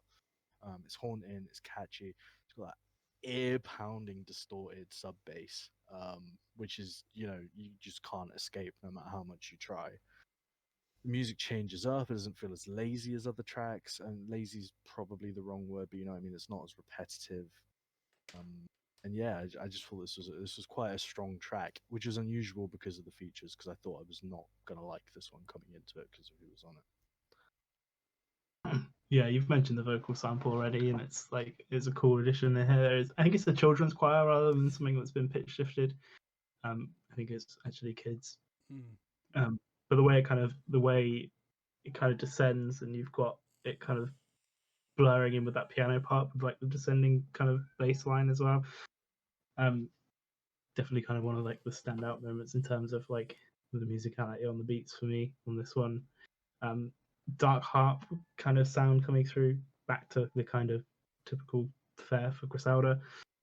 And yeah, I also kind of, my ears peaked up when I heard JID, one of the two. I've seen it with full stops in between letters, so I'm going with Okay. JID. Cool. Yeah, really interesting vocal sound, and it's like it really like kind of cuts through, and I think like would cut through anything really, and definitely like an attention grabber. And again, here you notice like the production on the vocals and just how like tight and how good it is. Like a voice like that, I feel like on some tracks or not produced with care would be like, I can listen to this for 30 seconds before it's grating on me. But it's kind of done so well on this that like it does just offer that kind of unique vibe rather than just being kind of something that's harsh and slightly annoying. So yeah, I mentioned right at the start, I was I thought Conway's flow was kind of relatively relaxed on some of those earlier tracks, and man, does that not just make it so much more effective when he puts his foot on the gas, like he does here. His first verse is electric, and then, as you say, JID follows it up. Just double checked, Atlanta, Georgia, is where he is from, and this was another one of those examples for me where I felt like the featuring artist was, Conway had perfectly anticipated the things that I wanted before I even realized that I wanted them. And it's all through that different vocal style here. But really, I think my favorite thing about this track is that Conway and JID, they quicken their tempo. They are evoking visceral violence in their lyrics. And then, as you say, 3 minutes... about 3 minutes in, Ludacris takes the mic. You get that Luda shout echoing in the background, and he immediately dictates the tempo. So he slows everything down, and it so demands your attention. And I thought it did a really good job of underlining why he refers to himself as rap royalty towards the end of the verse, right? It's like everybody else is going quick, everybody else is flowing fast, and then boom, he comes in. He has a lot of fun with it, like you were saying, Cam. That bitch is something that sticks out. But yeah, the simple technique that I really enjoyed. It's one of those, it's whether you like Ludacris's music or not, because he is a fairly mainstream guy, less so these days, but obviously has had massive hits. Whether you like the music or not is one thing, because it can be mainstream, but you can't sort of deny the skill when you kind of are confronted with it in this way. It's really plain to see that he's been doing this for a long time, knows what he's doing, and you know knows exactly what he's trying to achieve when he goes into a thing like this. Um, I don't know enough of his catalog, sorry, to sort of know if this is a really common thing he does. Because, like I said, I know probably 4 or 5 Ludacris songs, but I don't know if this is the style he brings to everything. But you can certainly tell he's a kind of master at this kind of thing. Yeah, it's the voice of like kind of a seasoned professional, like Yeah. coming through, isn't it? Veteran, Just yeah. like Absolute. And just like pure confidence, I think, as well. Like just pure confidence in that he's gonna do his thing, and it's gonna add to the track. I think it's interesting you picked up on the kind of like the kind of darker thematic material on this one, like in contrast with that children's choir as well. And I think that's a really interesting like choice there to kind of bounce the two off of each other, like really dark theme and um, the children's choir singing the million reasons bit. so we move on to Head to Hustle, track 10. I tell you what, this album has thrown me some curveballs. So I thought I was ready for anything. I was absolutely not ready to hear Kevin Spacey in 2021. That was it's like, is that fucking Kevin Spacey? It is Kevin Spacey in the Usual Suspects there. That's referenced right off. It's sampled right off the beginning of this track. Yeah, and in addition to Kevin Spacey, we've also got El Camino and Shots on this track. Are they names that ring any bells for anybody? El Camino, yes, I'm pretty sure he's featured on quite a lot of their work before. I could be thinking of someone with a similar name, but I'm 99% sure he's been on quite a lot of Griselda's work. Yeah, you know what? Actually, the big standout for me for this one was the beat. Got really nice bass tone. I don't know if Brad you picked up on that one, but the bass tone on this is it's just it's just amazing. It's such a nice tone. I kind of want to steal it. I'm not gonna lie. It's just so clean and so nice. Again though, where is Conway? Where is he? Like, I feel like I need to start a campaign. Where is Conway? Because he's just barely on this track. Conway He doesn't 2021. show. Yeah, where is he? He doesn't show until halfway through this track. And the feature's great. The feature's cool, but I wish it was just a hook and they didn't have so much space on it. And when he does arrive, surprise, surprise, the track is drastically better for it, in my opinion. Anyway, just lyrically, some of the best stuff he's done on this entire record. I've kind of complained a little bit about what he's done lyrically here, but he's talking about how it's not just drug money funding his. Well, sorry, he's not talking. He's talking about how it's not drug money funding his life anymore, and he's corporate now. You've got that things about prison. I think we may have just lost you here, Cam. Have I still got you, Brad? Yeah, I'm still here. I think we may be in danger of losing Cameron He's imminently, if not already. well, I tell you what, he was talking lyrically here about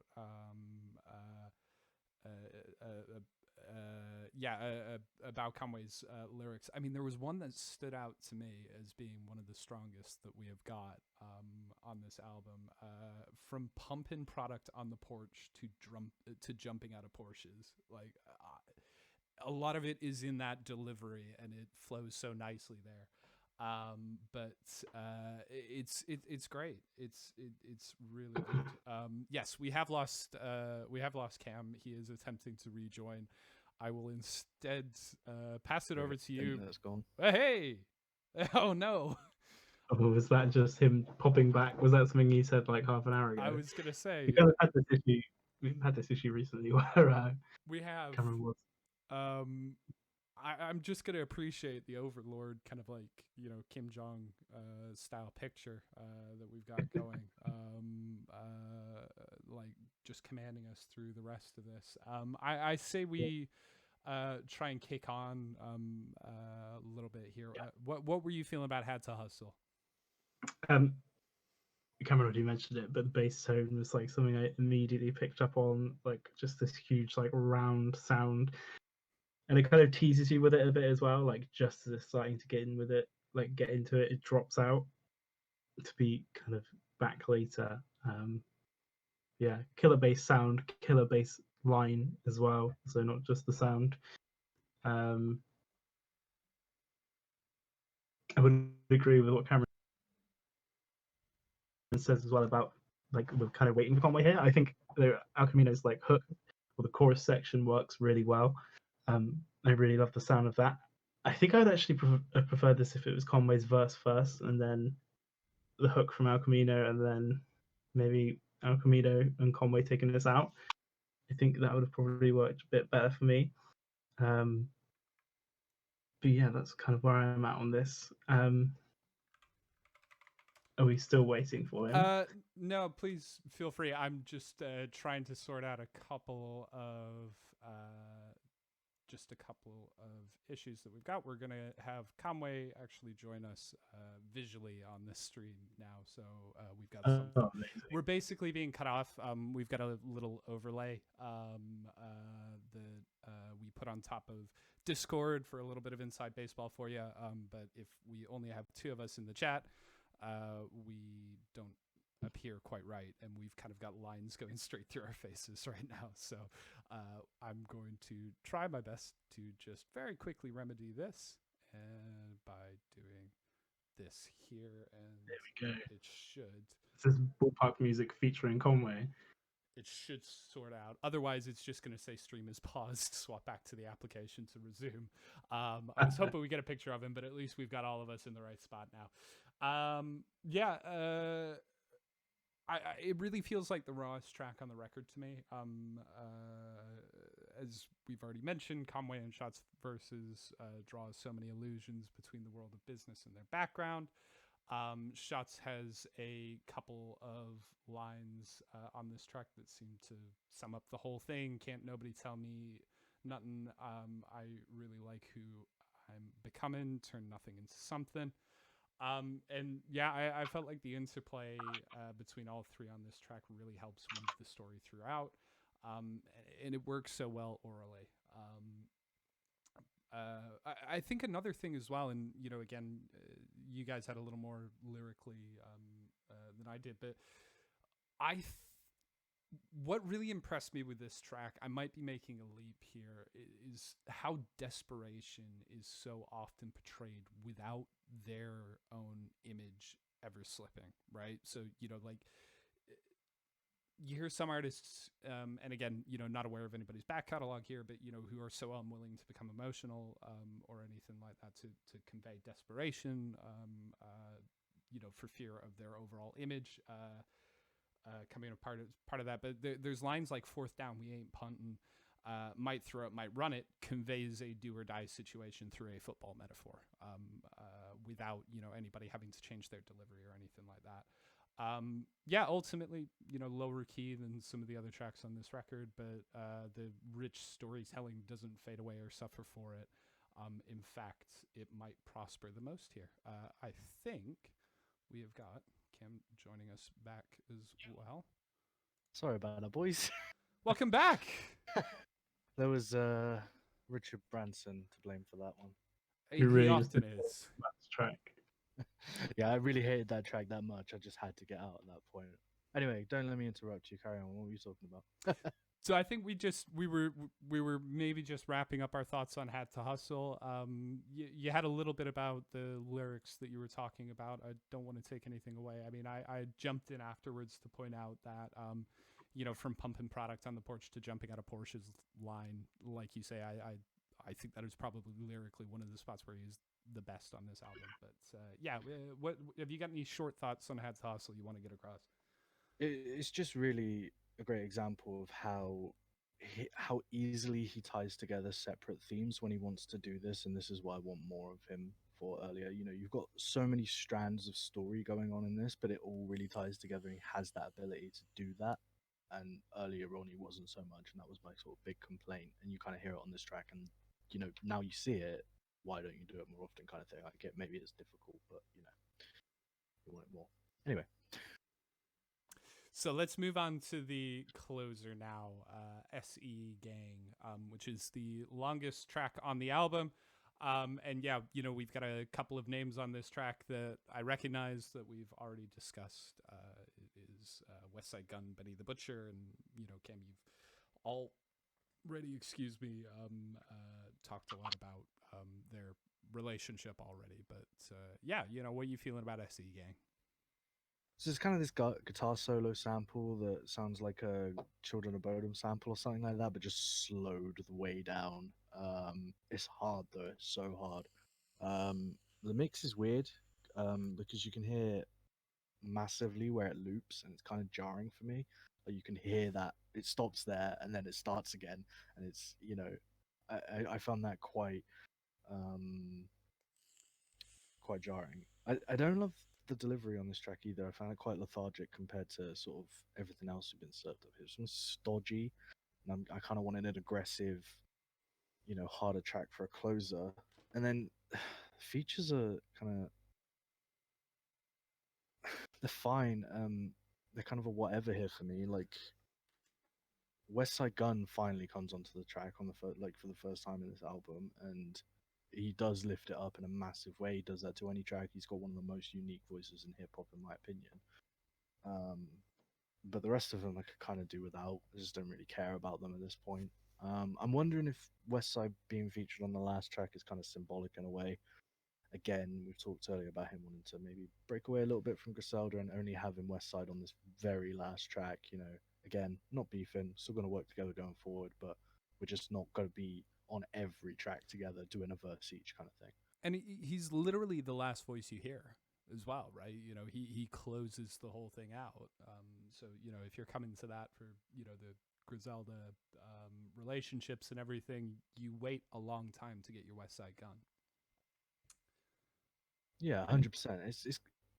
It's not the best West Side Gun verse ever, but it does lift this track to being a fairly, I wouldn't say bad, but not a great track, to being an okay track sort of thing. He really does have that effect on it. I think a lot of this track is kind of carried by the fact that is kind of them. It is a gang, it literally is. And that does carry a lot of it. Like you said, with the guitar solo thing, I think it would be very hard to make that specific sample loop in any kind of natural way, just because kind of sound kind of starts inside, it goes outside into that kind of weird tonality. I don't know how you'd ever come back from that, so you might as well kind of go with it and be like, this is a loop and this is where it loops. Now fucking deal with it. Some more rappers need to know guitar players. Yeah. That feels like a plug. That feels like an audition. That feels like a very specific call out. I'm not saying it's bad. I think the example itself kind of piqued my interest a bit, because it was like, well, fuck, I wasn't expecting that. I didn't really notice the looping issue like you mentioned, but just with the tonality of it, I don't think you'd ever be able to make it sound smooth. It's got kind of, again, more distant drums, a lighter touch on the bass. It kind of sounds a bit more like their older stuff, I think, in terms of production as well as kind of vibe and sound. And I wonder if that's deliberate. Again, you are waiting quite a long time for a side gun to come into this, and again, that's okay, here's the proof that we're not beefing, or because he's spoken about it before, in other tracks, that no, it's not some shit that's gone on. It's this is my own thing and I'm doing it. And I think that's why you wait so long for it. And like I say, I think it is improved for having him on this track. I feel like it relies on that quite heavily to make it a track that you'd want to listen to. So I think it's interesting in that respect. Obviously, you've got this kind of question around beef. That might be it. That might be an episode title: questions around beef. But I wonder if as you were saying, Cam, there is something in the fact that that first reference that you get to it is one of the first sections of the opening track.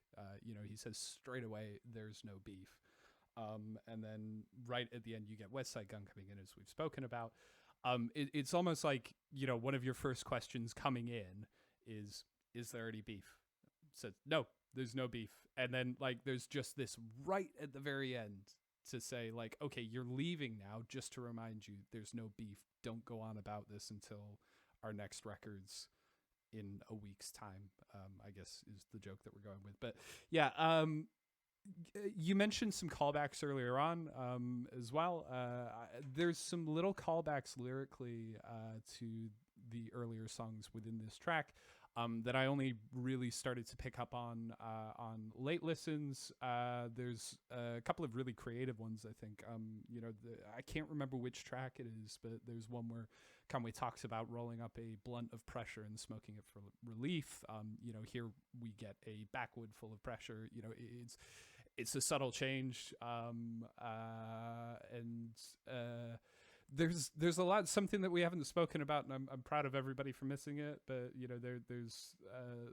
there's an evolving element to the taste of, shall we say, a woman, that it changes throughout the album. We get another mention of it here.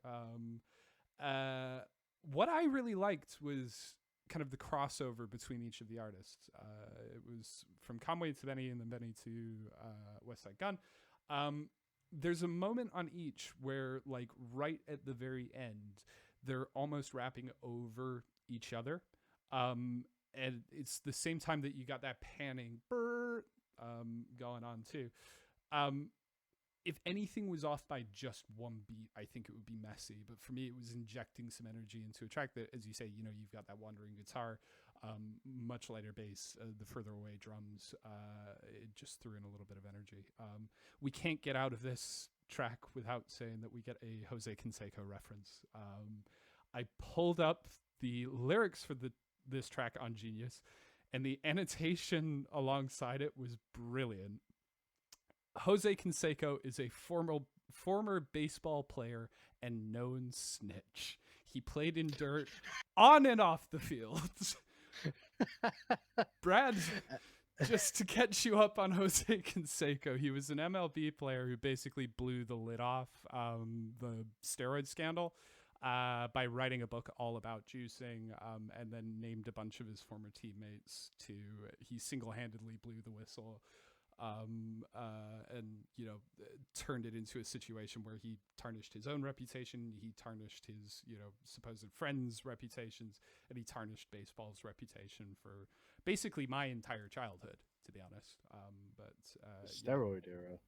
Indeed. Just for Brad's sake, and stop me in my tracks, Matt, if you don't want this to go out, but Jose Canseco's Twitter feed is one of the greatest things known to mankind. And I just want to read you his last 3 tweets. Ooh. So, number 3, we have fell asleep and woke up to 3 female aliens probing me for crypto info. Yep. I told you they would split up. Jennifer is too good for Alex. Also, Jennifer is not A-Rod's type. He hates Alex Rodriguez, another baseball player. Happy 420 to everyone except Alex Rodriguez. I think I said the same thing on 420. I think I may have said the exact same thing. Jose Canseco's the only one brave enough to say what we all, wanted to throw out there. I'm in favor of any reference to Jose Canseco. I'm not sure that he's someone I would ever want to meet, or I think is a particularly good person. Nope. But he's good value for following on Twitter. Yeah, Jose Canseco, not a well man for one thing, but not a nice man for another thing. Nevertheless, we're still determined to get him on the podcast. He once tweeted out his Gmail because he was looking for a dog. So yeah, we can. Everybody flood Jose. No, we can't do that. We'll get banned from Twitch. We'll do the Gmail thing. What are you about? It's a raid. Brigading. Yeah, but you can't brigade people who are off the site. So. Yeah, just to bring everything back, I thought it was a really good closer, closing off some of those lyrical elements that we had earlier on. And you know, the fact that your focus never deviates from Conway Gunn or Benny the Butcher is really good. You know, I've heard West Side Gun before. I've heard tracks where I think he's stronger than this, but it wasn't a bad performance by any stretch of the imagination. Let's move ourselves on to our sum up discussion. We've kind of gotten a sense of this, I think, going through. But Brad, I'm really interested to know what you thought overall of the album, or as you know, you've been pointing out, maybe more aptly named, a project. Yeah, I mean, it's well known that these guys put out a lot of music, and it's even referenced in the album. They're talking about their grind like a lot. You even mentioned it on, I think it was Had to Hustle. You were talking about it sounded like it was fight or die, and I think it is for these guys, like fight or die. They're either putting out music constantly, or I don't know, can you even imagine if they weren't? Like, but it is a big departure from the norm of them, and it is like pushing away from the Griselda vibe to me. I know we've recently learned that there was another drum work album out, and I think that's going to be one that we have to go back to and listen to and kind of see if it's like the same theme there, really. I'd also be interested to know what like the kind of hardcore Griselda, West Side Gun fans feel about this, because I think there are some bits in there they would not get on board with. I think there's also a lot that they would get on board with. I've already mentioned production is like top notch. Like vocals consistently sound amazing throughout this, and what more can you ask for in a rap album really than that?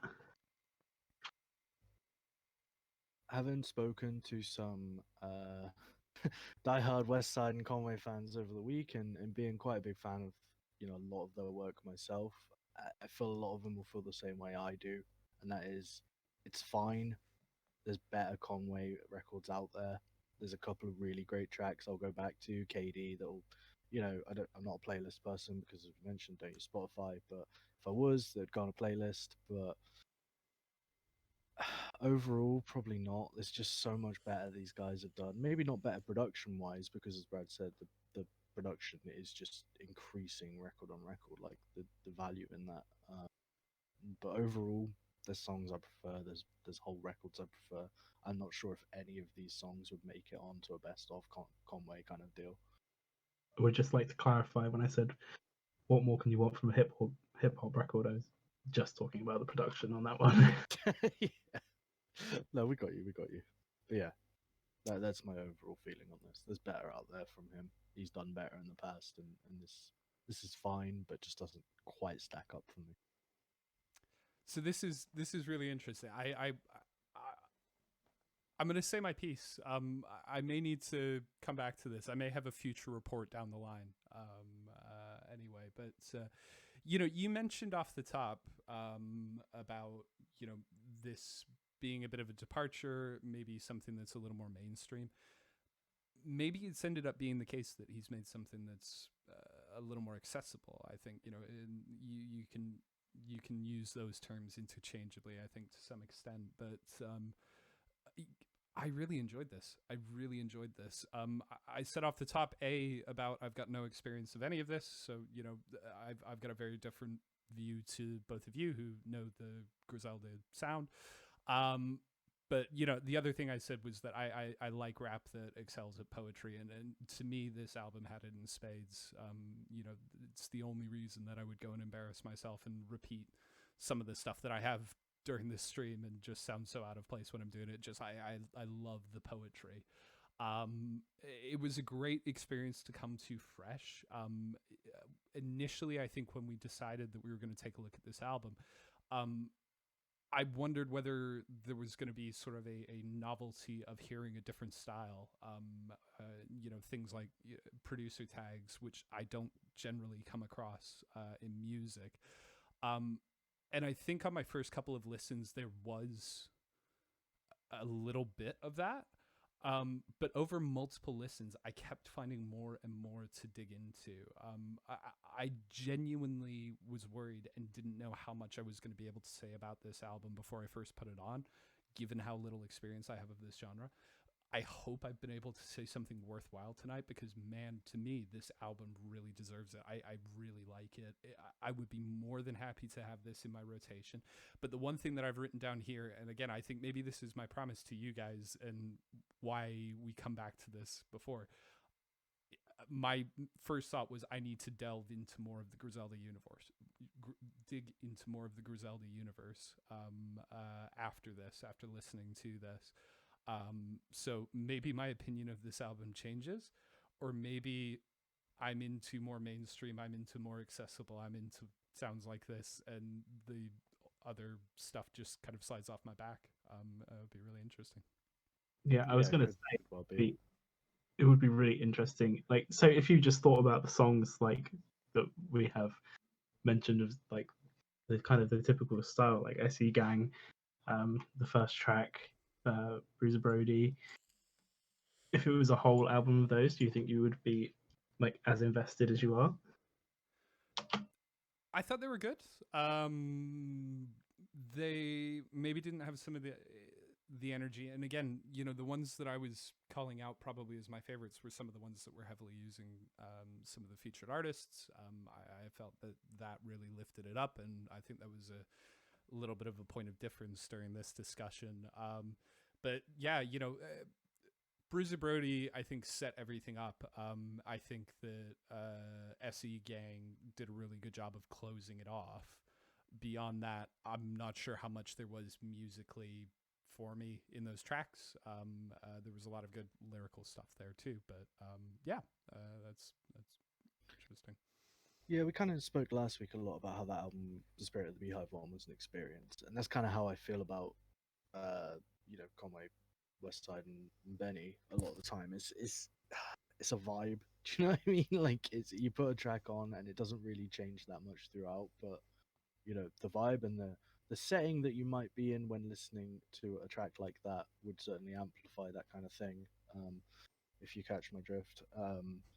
Yeah, that kind of thing. So it's kind of like that vibe that works in that situation. Whether you'd want to sit down and do a deep dive introspective on a record like that, I don't know. Might be quite difficult, but it's one of those. It's there to be experienced.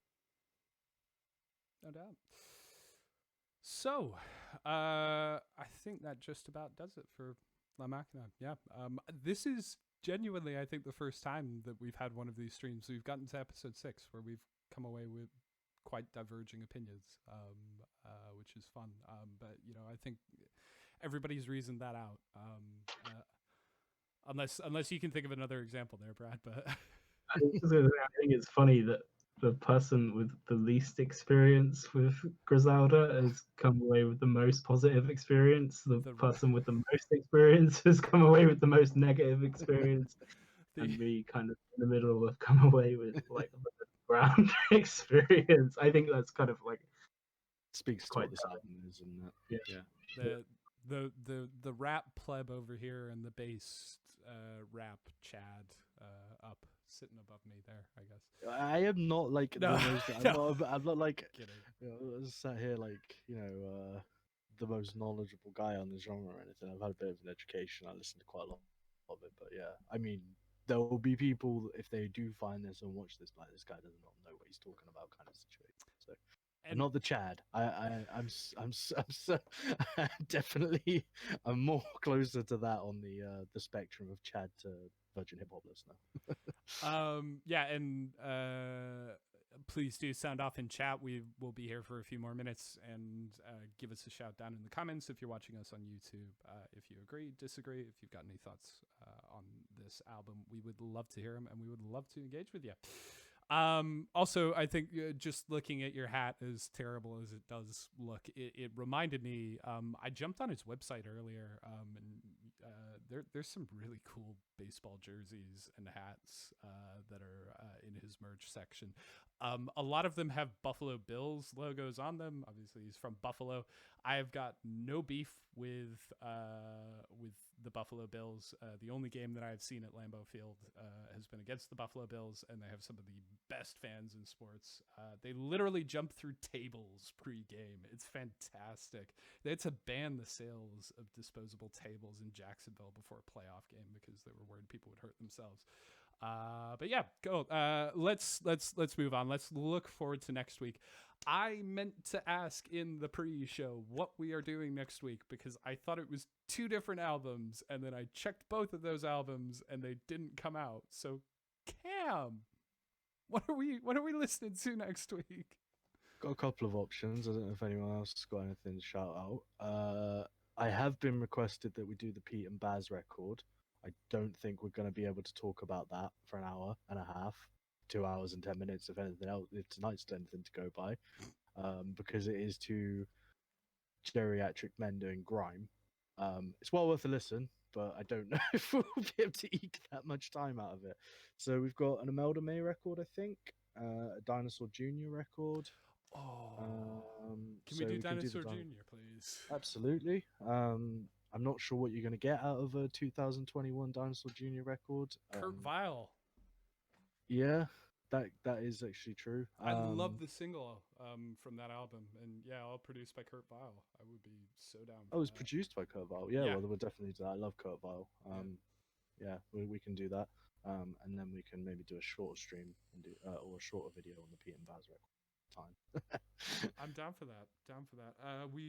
Brad, are you okay with Dinosaur Jr.? Sorry, I realized I jumped in, but yeah, I was nodding in agreement, so we're all good on that one, I think. Just very quickly to mention, thanks again, Dreadlocks777, for hanging with us in chat throughout our entire stream tonight.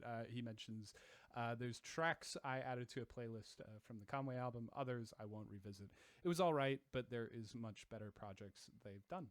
So yeah, I'm excited to hear some of those other projects. Look, folks, I think we are just about at wrap-up time here, and I will say to you now that if you missed any of this discussion or want to hear it again, we will have a recorded version of this going up on our YouTube channel on Sunday. Please do make sure that you subscribe to us on YouTube. Ballpark Music not only are putting out these streams, but we are also releasing some music at the minute, and we would love to get your learned opinions on it, because I think we've proven that we can talk for a long time about music. Let's see if we can actually make some. It's always the worry, isn't it? We spend so much time sounding off about other people's music, put some out. Can we actually write music? I just blame it all on Brad, who did everything. Can we say you don't have to be good to be a critic of something, though. That's true. We're not being critical. That's the whole point. We're discussing it. So. I suddenly feel like we should send the album to Conway and Citizen and Lana Del Rey and Slope and just be like, can you roast us for 2 hours? Look, or just sample it. if you're watching that recorded version, we'll be going live next Friday at 8 p.m. with another album review. Shout out again to Millie Draws a Lot on Instagram. That's spelled with a Y for all of our wonderful graphics. If you want more Conway the Machine, then head over to his website, whoisconway.com. And if you want more Ballpark music, you can follow us on Twitch. As I say, subscribe to us and hit the bell on YouTube. And check out our link tree, that is /BallparkMusicUK, where you can find all of our socials. Cam, you did briefly become a dictator photo that was lauding it over us. But apart from that, did you enjoy tonight's stream? I have no idea what a dictator photo is. But yeah, I enjoyed it. You know, like those pictures that you get above, like in North Korea. Oh, right. You know, right. like Just in all the buildings. Like that kind of thing. Great. That's going to be up on YouTube forever. That's wonderful. How about yeah, no, I had fun. How did... Brad, you feeling it tonight? Yeah, man, I can't believe this is probably the longest one yet. It absolutely is. We said the one thing that we can't do this week is go over 2 hours, and we have smashed that. Thank you so much for joining us in chat tonight. I have had a lot of fun. We will see you